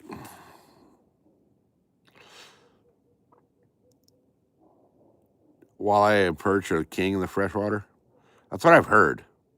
Mahi's good though. I do like mahi. Um, it's a good white. Hey, Drew, welcome in. It's a good white meat fish. Um, and it's like a thicker consistency to the meat. Really good fish, but I will eat shark as well, but that's few and far between. I grew up surfing, so eating a shark is kind of like counterproductive to me. You know, it's like asking the shark to eat me in return. You'd eat anything out of the ocean? I don't know. There's some pretty nasty fish out there. Like, I see these people eating mackerel and shit. And it's like mackerel and barracuda. It's like, dude, you could grease an entire car with mackerel or barracuda. They're just nasty. Absolutely nasty. Like, people use them for catfish bait and bonito. Barracuda, mackerel, and bonito are like great catfish baits.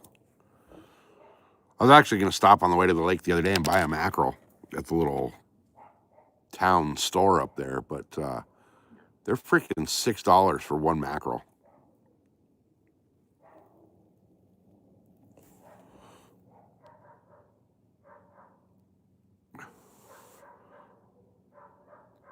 Black grouper and snook. Oh, they're white meats. Okay. Similar texture to the mahi. All right. Smelt. Now, I know people use them for bait as well.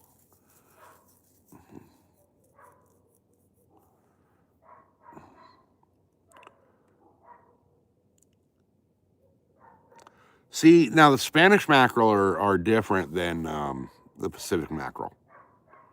They're more of like a jack, from what I understand. The Pacific mackerel are a freaking greasy ass little bait fish.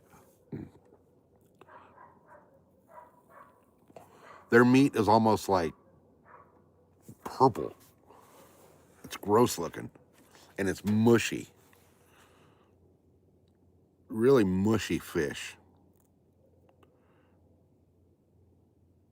I don't think we have smelt here.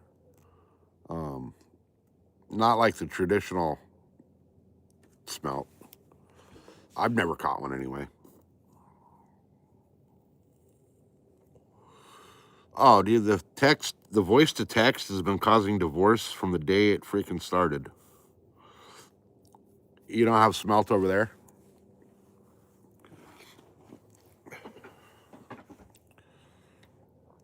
Yeah, I don't know if we have them or not.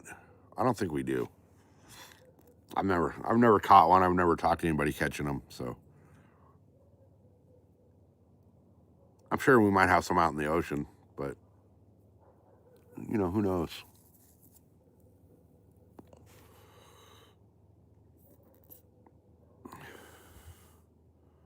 You have them in Lake Michigan? People net bucket loads. Yeah, we don't have them here.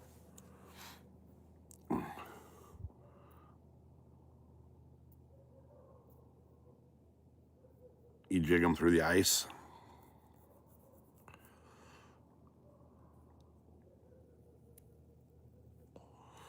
Now, funny thing, I do have a bunch of ice jigs that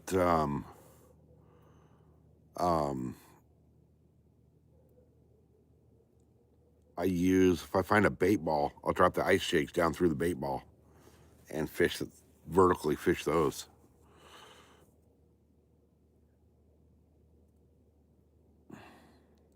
Yeah, the Spanish mackerel, I know they have like freaking barracuda style mouths on them, from what I understand. We don't have them, so I can't catch them. But from what I've understood, they're a toothy little bastard. Now we do have like wahoo and barracuda. You know, we got some toothy fish out here. But usually, if you're targeting them, you're using steel leader because they'll, you know, braid or fluoro or mono or whatever, they'll bite right through. So you got to use steel, especially on the wahoo. The wahoo, man, they're like, they call them the chainsaw mouth fish for a reason. Those things are freaking brutal. But those are all salt. And salt right now is dead out here as well. Barracudas are a pain in the ass. Yeah, that's kind of why I started this live piece, is because, you know, I want to hear from everybody all over the place what they're fishing for. Bluefish, as in blue sharks, or bluefin? I've never heard of an actual bluefish. Barracudas are great for bait. They're great baits. Especially a lot of guys will use them for the big tuna. You know, you get a small to medium cuda, and you use those either live or troll them for the big tuna, for the marlin, sailfish, all that kind of shit. But tuna, we mostly use if I'm not throwing like top water baits for tuna, it's live sardines, straight up sardines, live bait, and let that live bait swim out and hold the hell on. Hey, Strawberry, welcome in. But yeah, I kind of, this live all was just about freaking, you know, let's talk fishing tonight. Because I can't fish tonight. I don't know if I'm going to fish tomorrow or not. But I'm kind of curious what everybody else's winter fishing has been like. So.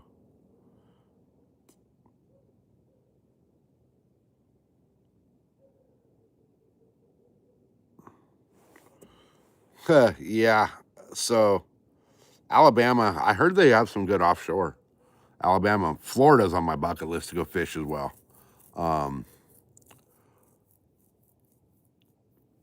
But it's kind of funny when we go out on the tuna trips, you'll see, you know, because San Diego's a Navy town, and you'll see all these Navy guys that'll book a tuna trip on their like freaking, on their days off or whatever, and they're always the ones talking about like, oh, I'm perfectly fine on a boat. I live my life on a boat and this and that, and they're the first ones throwing up. First ones throwing up. Because, you know, yeah, you can live on an aircraft carrier, but that's like, you know, a floating city. You don't feel the freaking ocean in that thing. You get out in a little 65, 75 foot boat when you're used to, you know, a 3,000 foot boat that's 20 stories tall and you're landing freaking airplanes and shit on it. Those tuna boats move a lot more. And the Navy guys are usually the first ones to puke. I've heard the Great Lakes get freaking nautical. Hey, Josie, she's still here. I didn't know Josie was here. She took off or what? But yeah, I've heard the Great Lakes get brutal. Guys, give me a second. I gotta run inside and grab my drink.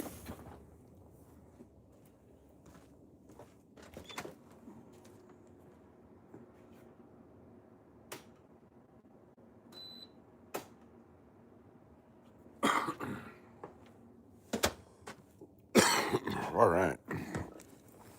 God, it's cold out here. Up to 30 foot. See, that's insane.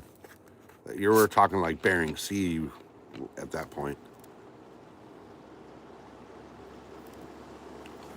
We've been out on a trip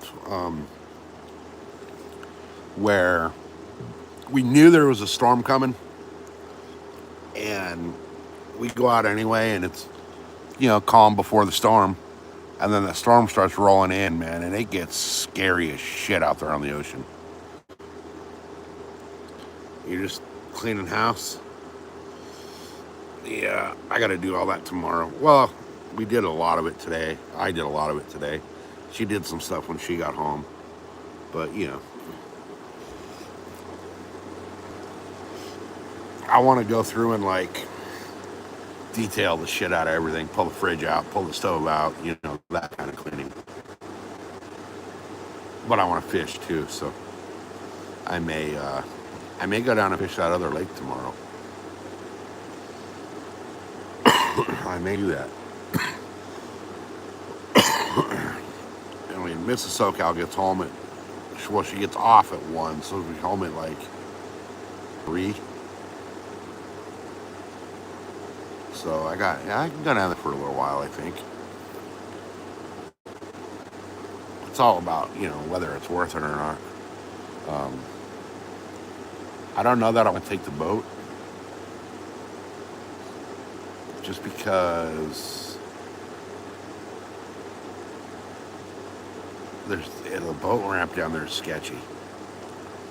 They don't really have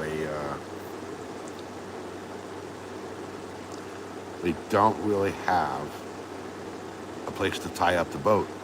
So you either need two people. So one can launch the boat, one can pull the truck off of the boat ramp, and then, the reverse order of that when you get back, but you got to beach it. And the beaches down there are gravel.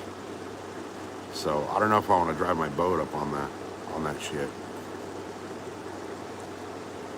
Josie's stuck at home, freaking tearing the house apart, huh?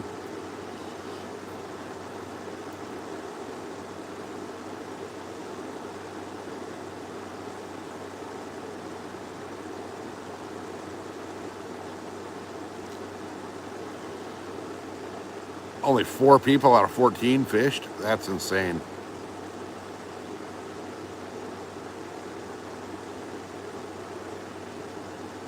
Is it even cold inside your house, Josie?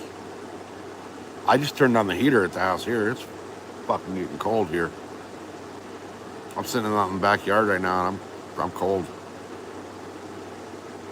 I'd go in the house and hang out in the house, but freaking Mrs. SoCal's asleep, so me in there talking wakes her up.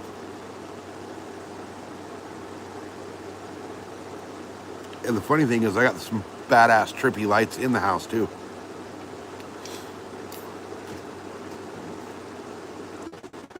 You got the heat on at 70?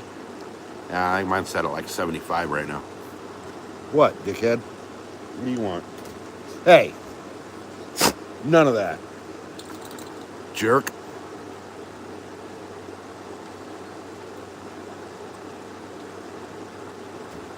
Your fingers had enough typing? Starting to cramp up? Yeah. I'm getting cold. I think I'm gonna call it in a couple of minutes here. 66 in your place?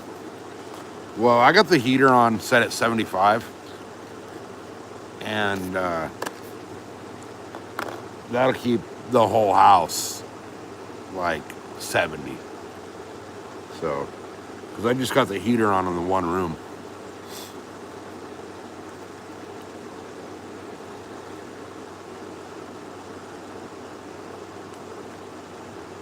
What, 66 is cold?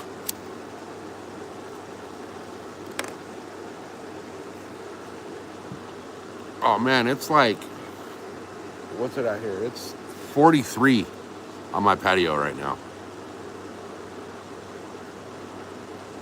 And I'm freezing ass.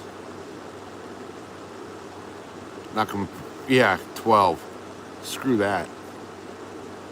Screw that.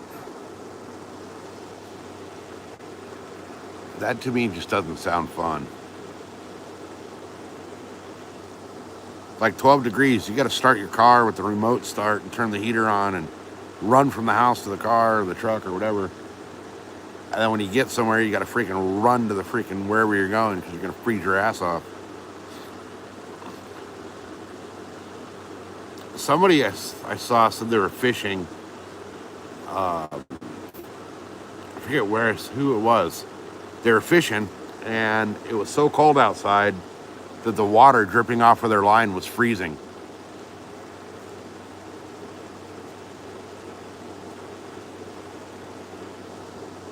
Oh, you guys got another storm coming? Yeah, Josie said it was supposed to snow this weekend. That's one thing I'm glad we don't have too, is the snow. I don't know how well I deal with having to live with snow.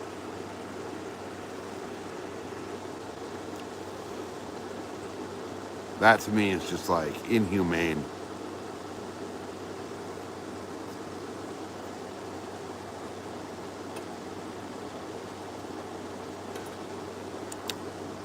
All right, what do you guys think?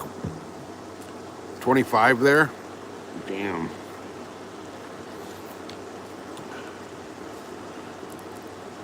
Should I go bank fish the desert tomorrow? Or should I just stick to my original plan and go drop the boat in the water on Thursday at the home lake?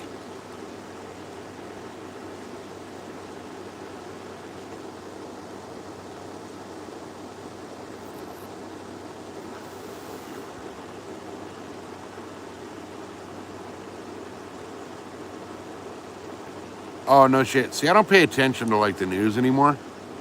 So I don't see like all the weather that's going through everywhere. But Texas to the Carolinas with record ice storms, screw that.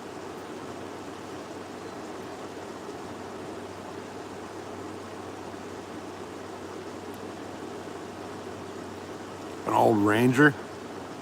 Man, my old Ranger, I had a, what year was it? It was a 94 Ranger. That thing was like so freaking squirrely on the wet roads when it rained out here.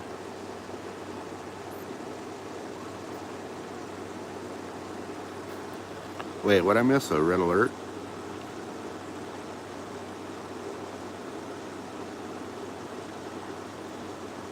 Red alert. Oh, that's probably like our kind of over here, Josie, where you get like the freaking pop-ups on your phone, like weather advisories. You know, like, oh, it's gonna snow 12 feet. Be prepared.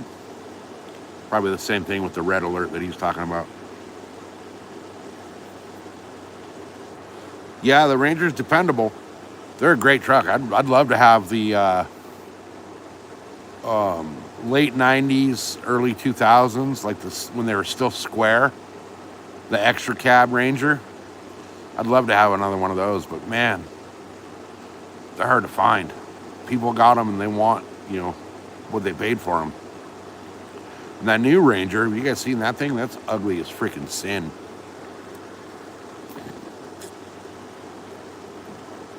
My Ranger went down. I had a short in the coil, which I didn't know it. So every time I put it in drive, it would kill it.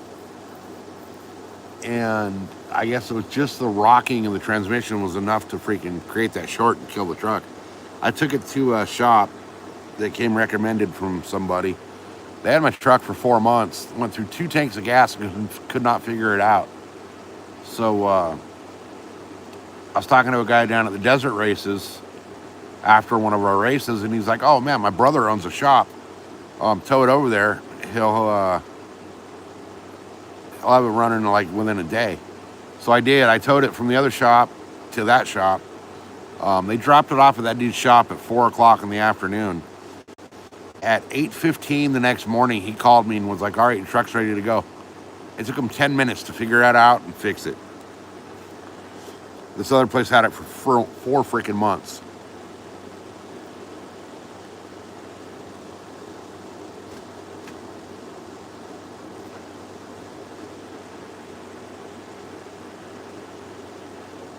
Be prepared to evacuate? Oh, damn. So you guys are getting hammered.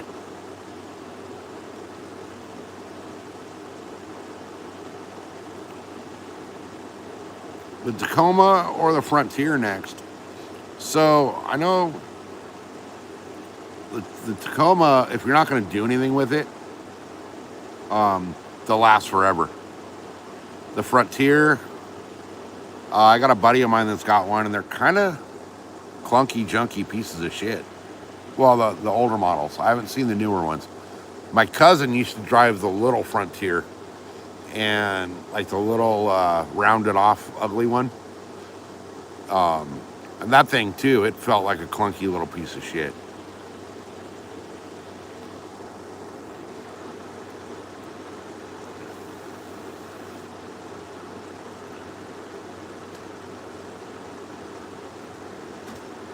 Got a power outage from all the rain. Yeah.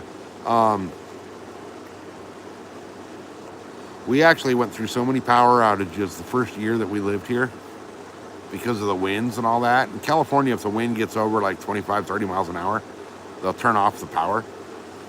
It got so bad the first little while we were here in this new house that I had, my very good friend of mine is an electrician, and I had him install a generator inlet into my main electrical panel. So when the freaking power goes out, we just plug in the generator and turn it on.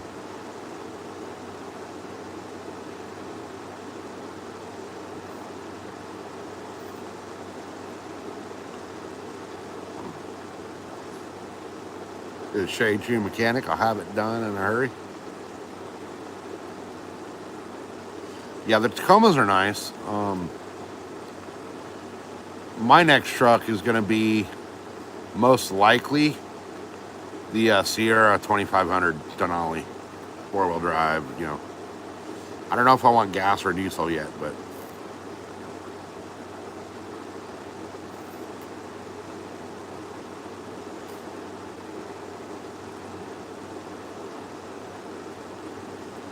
yeah, the new trucks are outrageous. So I look now. Most of the world looks at trucks different than I do because out here we do a lot of off roading. My F-150's seen more dirt than probably half the trucks in the country. But I look at trucks at that kind of an eye on them. Like, how are they going to do off road? How are they going to feel? How are they going to handle? Like the Frontiers, just felt too small for me. I mean, if you're just using it for a commuter, you're going to work, you're running errands, you're hauling some shit from Home Depot to the house, whatever, then yeah, no big deal. But I'm looking at it like, what's it capable of? Can I make it 140 miles through the desert in this truck? But my F-150 right now has coming up on 250,000, and it's done me well for the most part. I've had a couple little things go out here and there, like the idler pulley went out. But, that's going to happen. It doesn't matter what vehicle you have. Things like that are going to happen.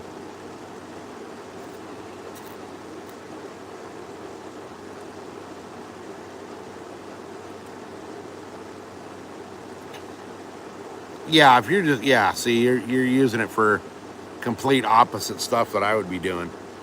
Um, like I said, I'm fucking out there beating the shit out of my truck off road and then driving it to the lake with the boat behind it and, road trips or, whatever. Most new vehicles are crap. They're designed to be disposable now. Look at the Tesla, right? Everybody's like, oh, the Tesla this, Tesla that. But when the batteries go bad on that thing, it costs you more to replace the batteries than it does to buy a new car.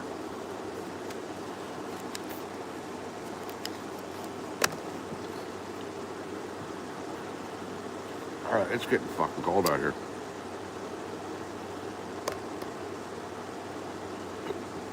I'm about tempted to hit the fish whistle one more time, finish my smoke, and go in the house where it's warm. All right, fish whistle, guys. Cheers, y'all.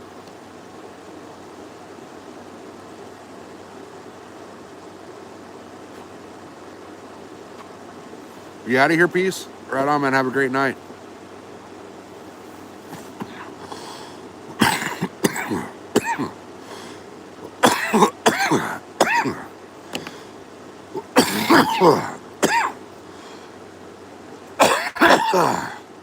Ugh. Fish whistle just punched me in the lung. Early 90s for the Frontier. I don't know what years my buddy's is. He's got his setup California style. He's got, good suspension all around, off-road tires, a little bit of a lift, exhaust. It's more of a little pre-runner truck now than anything. Oh, you're okay. You'll be here. Okay. I thought you were bailing out.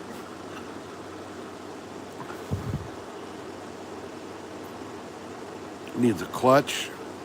Clutch ain't that bad. Well, the automatics are a bitch. Stick, I wanted a truck and a stick, and I could not find one.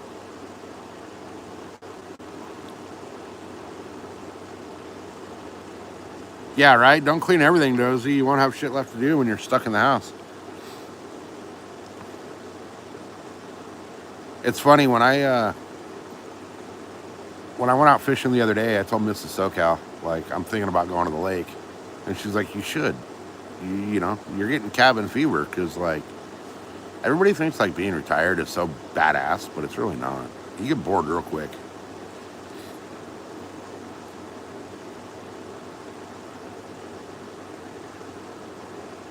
Really? They actually have a chillum called the fish whistle? That's awesome. I'm gonna have to check that out.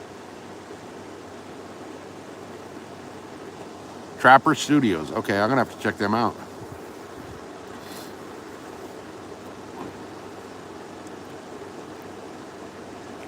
Yeah, you can't find a stick now. I was gonna buy at one point. I almost. I was sitting in the freaking place at the dealership, at the Chevy dealership, and I was ready to sign the paperwork to buy a Silverado, but they could not find it in a stick. The only reason I didn't buy that truck was because they didn't have it in a stick.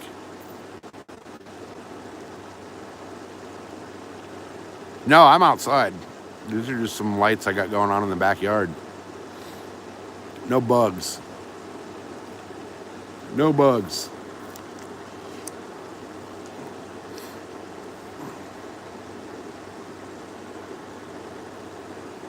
Yeah, they say the stick is the new millennial theft deterrent device. Because, they can't drive them, so they can't steal them. And it's funny, I'm more comfortable with a stick. I grew up riding dirt bikes and driving sand rails and dune buggies and Jeeps and all that shit. So I was driving, like actual driving, when I was 5 years old. I was driving a dune buggy when I was 5 years old, and it was a stick. But when it came time to like actually get my driver's license, a stick was just normal to me.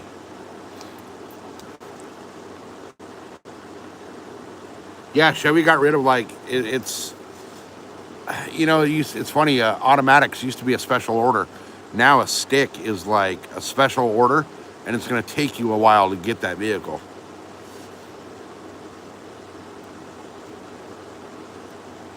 I believe most of them are. A lot of them I know are automatic now. Semi, yeah.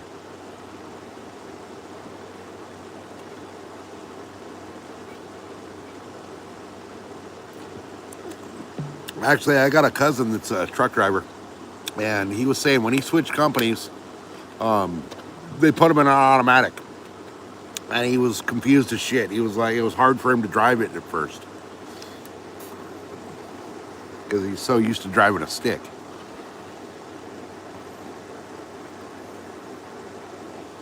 But yeah, most sticks are gone.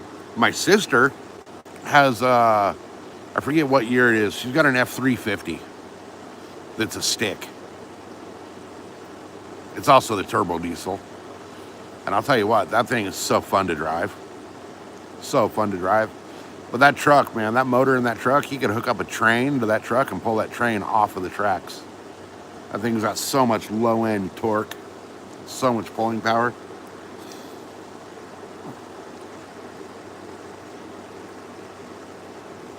But yeah, getting a stick nowadays is brutal. I don't remember the year of her truck. It's 90, 95, 96, somewhere in there. Mid 90s. But she only uses that truck to either go pick up hay or pull the horse trailer. It's the only two times she drives that thing. That Ford 460, man. That thing, you could freaking, yeah.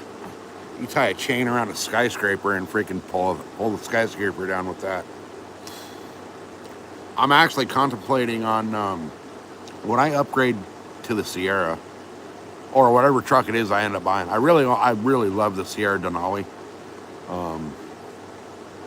But the truck I want and the configuration I want, I'm going to spend $130,000 on that freaking truck, and I don't want to spend that much on the truck. But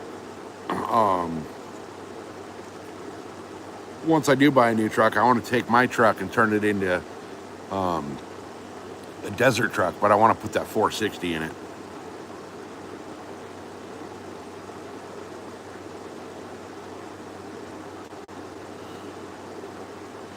Oh yeah, those. My dad had a Chevy 3500 dually, and that thing too, like pulling a trailer or loaded down, that thing rode like a Cadillac.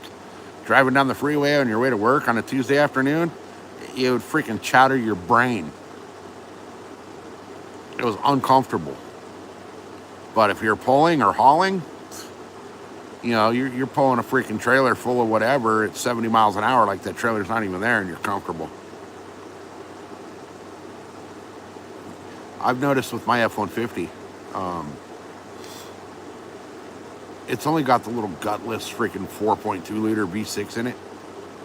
Um, but I've noticed that I get better gas mileage in that truck towing the boat than I do just driving without the boat. Like to get to the home lake and back without the boat, I use a little over a quarter tank of gas. With the boat, I use a little under a quarter tank. It's freaking weird. That truck gets better mileage with weight. Even if I'm like loaded down, I went and got a yard and a little over a yard of compost and just loaded it into the back of the truck. And that thing drove so much better, and I got such better gas mileage on the way home from the place getting the compost than I did on the way there.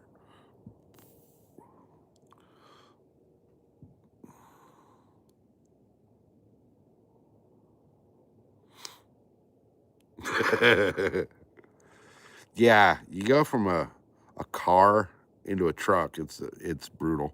But you go from a car into a dually, and you're like, what the fuck am I driving? Like, this thing got square tires on it? What the hell? Every road feels like a washboard road. I'll tell you what, you guys, the other day when I was on the lake, it was so smooth. It was like glass. Mrs. SoCal doesn't like being on the boat because she gets motion sick. And Tuesday would have, or no, Monday. Was it Monday? No, I went out Sunday. Sunday would have been the perfect day to get her on that boat, man, because it was just freaking smooth as glass. I put the hammer down, like full throttle on that boat on the lake the other day. And I mean, that boat only does like 35. You know, it's not a freaking rocket sled, but it gets me where I want to go. And I can't really go fast on most of our lakes here anyway. But even, up on the top end, it was nice and smooth. No wakes, no nothing, no chop. Would have been perfect to get her out there. But then I'd take her out to another lake. The only time she's been on that boat, I took her to San Vicente, which is the biggest lake we got in San Diego. Also the most crowded lake. And that was like freaking, it was like being in a boat traveling through the desert off road. It was brutal, bumpy, bad, bad. But, the home lake is, it gets windy up there in the afternoons. And it makes it hard to launch the boat.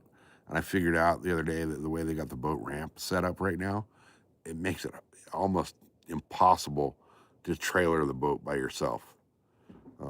There's a hole in the boat ramp. So when you back the boat in, one side of the trailer, the left side of the trailer, drops into this hole. And the right side of the trailer is still up to where you can not float the boat yet, you know? So getting off the trailer wasn't so bad, but getting on the trailer, I actually had another guy that was out there fishing, another local that fishes that lake. Um, he he had to take an extension pole that I keep on the boat and actually push the back of the boat towards the right hand side of the trailer. As I drove off of the lake with with the truck and the trailer and the boat, he had to push the boat so that I could actually get it to sit on the trailer right because of that hole in the boat ramp and the wind. The wind pushes the boat towards the dock. So I even tried using the dock to push the boat over, but it didn't work. Like I tried backing the trailer I had the fender out on the back corner of the boat, and I tried to put the fender between the boat and the dock, and like move the trailer to get it to slide the boat over, and then pull out, and it just still wouldn't do it because of that hole and the wind. So the home lake's brutal to launch. I may try to move over a little bit next time, because the way that the launch is right now, it's really, really weird. But I can probably move the boat over 20 feet. Is that Holy Boat Ramp private property? No, I wish it was. I wish it was. Hey, Colt, welcome in. If it was, then it would be well maintained. But it's county property and they don't maintain shit. So I told them about it Sunday. They didn't even know it was there. They didn't even know that hole was there in the ramp. So that tells you how much they pay attention to it. And they're like, oh, our solution, we'll move the courtesy dock thing over. It's like, well, that's not going to help because that fucking hole's still there. But if they can technically move the entire boat launch. So if they did, that would help. But I don't know. Yeah, county. My home lake is one of the worst maintained, worst managed lakes I've ever seen. The water quality and the clarity is trash. The water level now is trash. But they don't really maintain it like they should, you know?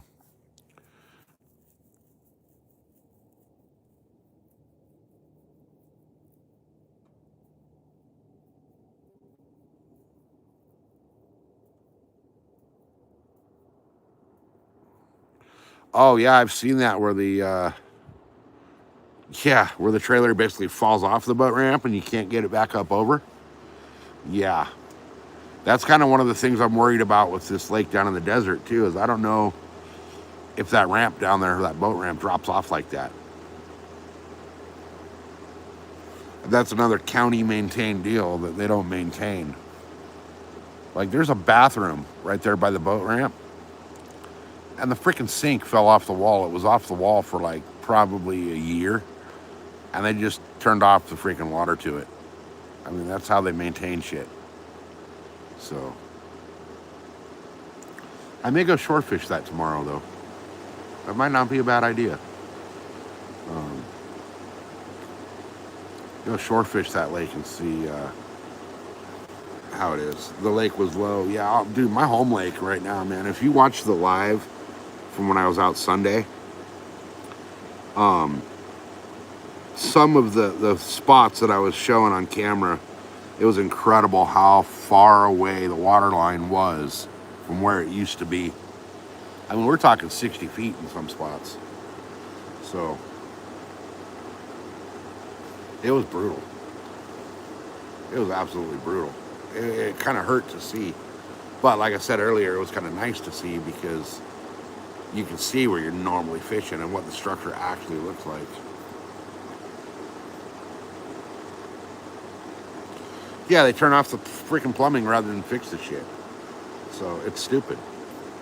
You're in Cali. Where are you, Justin? What part? North, south, central? I'm as far south as you can get. Like, it doesn't get any farther. I could kick a football over the border wall. Gilroy. Oh, I know Gilroy. Okay. What? Yeah, Gilroy. So you're up there. Yeah. Yep. You guys got some beautiful waters up there, though. Some beautiful lakes, too. I need to get up. I want to go up and fish Clear Lake. Clear Lake and Castaic are two that I want to check out. And then obviously there's a few up, way up. But, Clear Lakes look bad.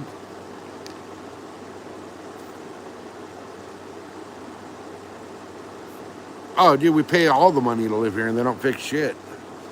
As a matter of fact, so the gas tax in California, right? They keep upping the freaking state taxes on gas, saying that they're going to use it for roads. So in San Diego, I can't speak for anywhere else, but in San Diego, what they did was they took the gas money, the money from the gas tax, and they put in fucking electric vehicle chargers and bike lanes. They actually got rid of actual travel lanes in the road. You'd have a 2-lane road going each direction. They took 1 lane away on each side and made it a 2-lane road so that they could use those other lanes for freaking bike lanes.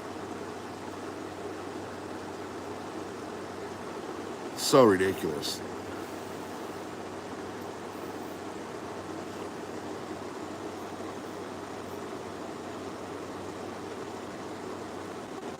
So Justin, when you say Clear Lake looks bad, are you talking about the water clarity? Or what's going on with that one? I know the water clarity in my home lake right now is about as clear as a dirty diaper. You can't see nothing. I wanted to show you guys while I was fishing the donkey rig how it goes through the water, but you couldn't even see it on camera. As soon as it dropped down like 2 inches, I couldn't see it. So I know Clear Lake had a fish kill recently though, didn't they? They had like a big old algae bloom or something. But yeah, the clarity I heard is shit. Here the clarity's shit. And it's cold. It got really cold.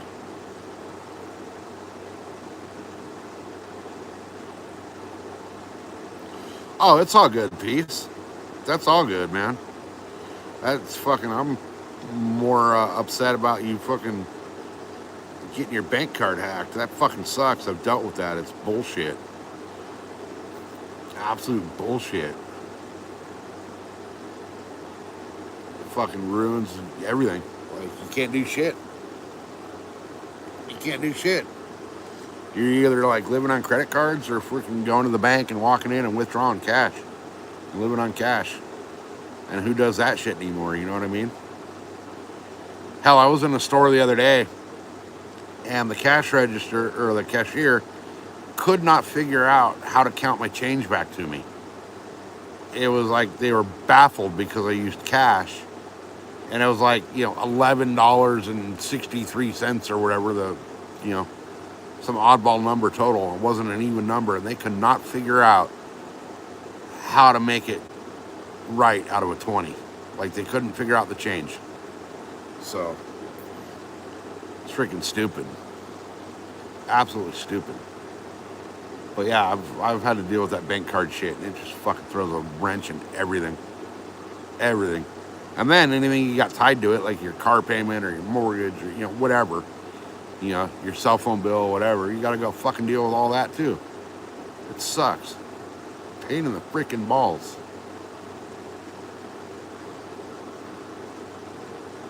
All right, guys, I'm getting to the point where it's like too damn cold to be outside. So I think, Peace, I know, man, I know. Peace shows love to all the channels, you guys. As a matter of fact, I don't know why Peace is freaking not blue. I thought you were. I know I did a mod purge and got rid of like pretty much all of them. So it could be that you just didn't get it added back when I started adding them back. I don't know. But you should, Peace should have a wrench.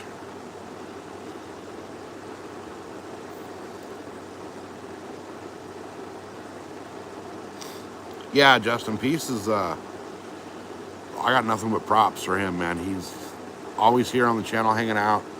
Always super respectful on every channel I've seen. Cool guy. Nothing bad to say about him at all.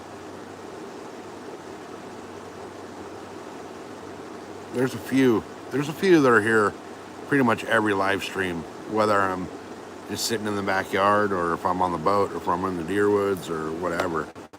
Um,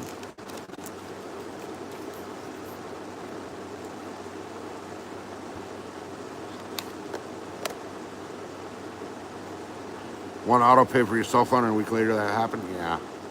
See, it's bullshit. I don't like auto pay shit. I really don't. Because what happens is you forget about it, and I had one of my dirt bike, one of them was on auto pay, and I totally forgot it was freaking, payment date coming out tomorrow, whatever. And I went and spent, what did I buy? I bought something fucking ridiculous expensive. Like the day before the freaking thing came out, and the day before the auto pay came out. And I completely forgot about the auto pay. It was like, oh shit. Now here I thought I had this extra $150 in the account, and I didn't. Not like it hurt anything, but it hurt the math. Because the way I got it set up is like, if one account doesn't cover it, it just automatically pulls from the other account.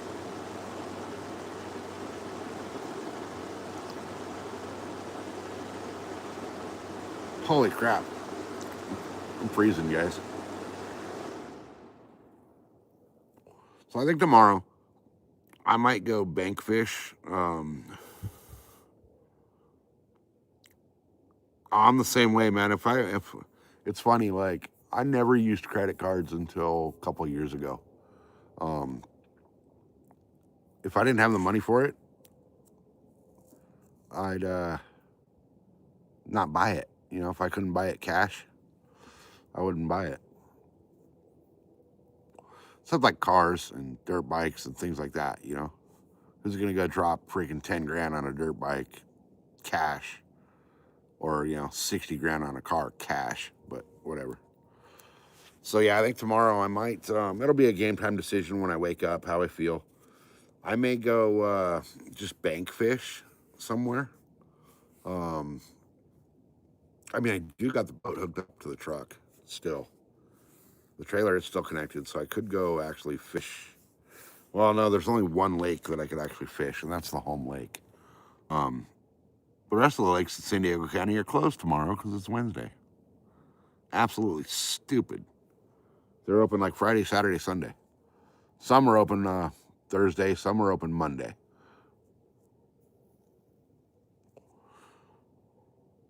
So I don't know. I might just drop the trailer and the boat and go bank fish tomorrow. We'll see what happens. That'll be a game time decision. But if I do decide to go out in the morning, then I'll do a community post as well. Yeah. Oh, no worries, Peace. Yeah, I saw that. No worries. Thank you for everything you've done to help and support and help this channel grow.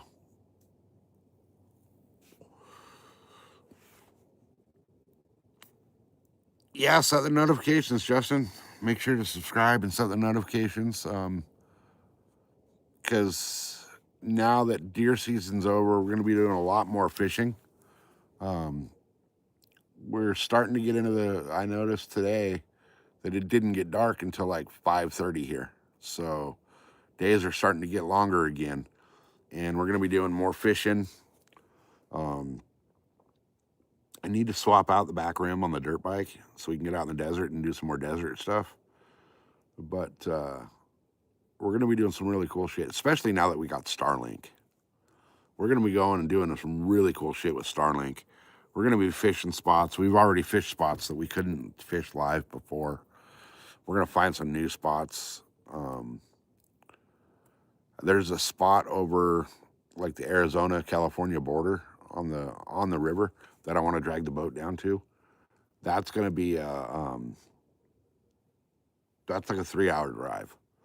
So that's going to be a get up at 3 o'clock in the morning and go for the entire day kind of a trip.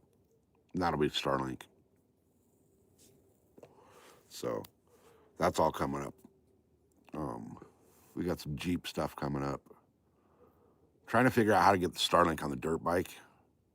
I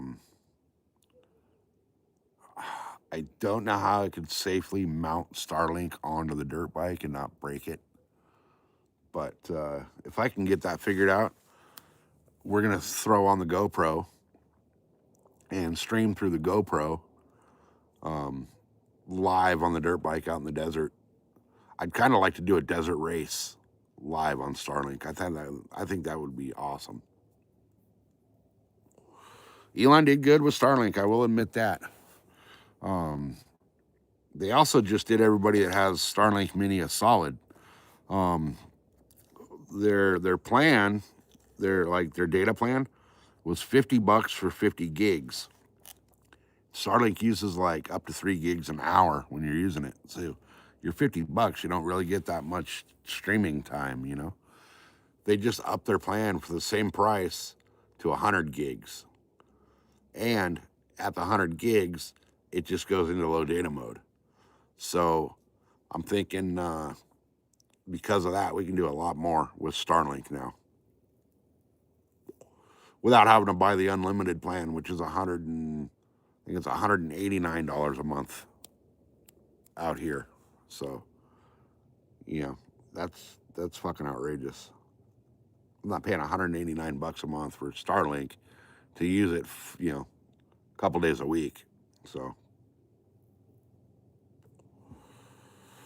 yeah, they launch them. It's especially when they launch them out here on the West Coast because they fly right over my house, and it looks bitchin'. I actually have. If you go through some of my shorts on my channel, you'll find some of the Starlink launches. It's pretty cool.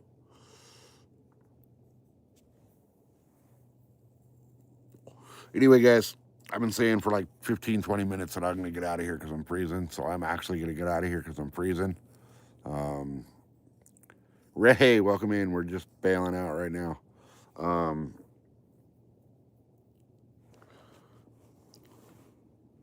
So what we're going to do is if I go live tomorrow, yeah, on the house phone was $20 a month, right? And you get a second line for $5. If I decide tomorrow when I wake up to go fish somewhere, I'm going to do a community post. Just, hey, Sunday with Gigi. Appreciate you. If I decide to go somewhere tomorrow to fish, what I'll do is I will do a community post when I'm getting ready to leave the house. And I may just throw the Starlink in the truck and go live on the drive to wherever I'm going. And then switch it over into the boat when I get there. So, but either way, tomorrow I'll let you guys know where I'm going and when. And if we fish tomorrow, we fish tomorrow. If we don't, we will for sure be fishing Thursday. So, on that note, guys, I'm going to take my frozen ass in the house. Sunday, appreciate you hopping in with the Gigi. Peace. Take care of yourself. Justin and whoever else is still here, thanks for being here, guys. Appreciate it. We'll see you on the next one.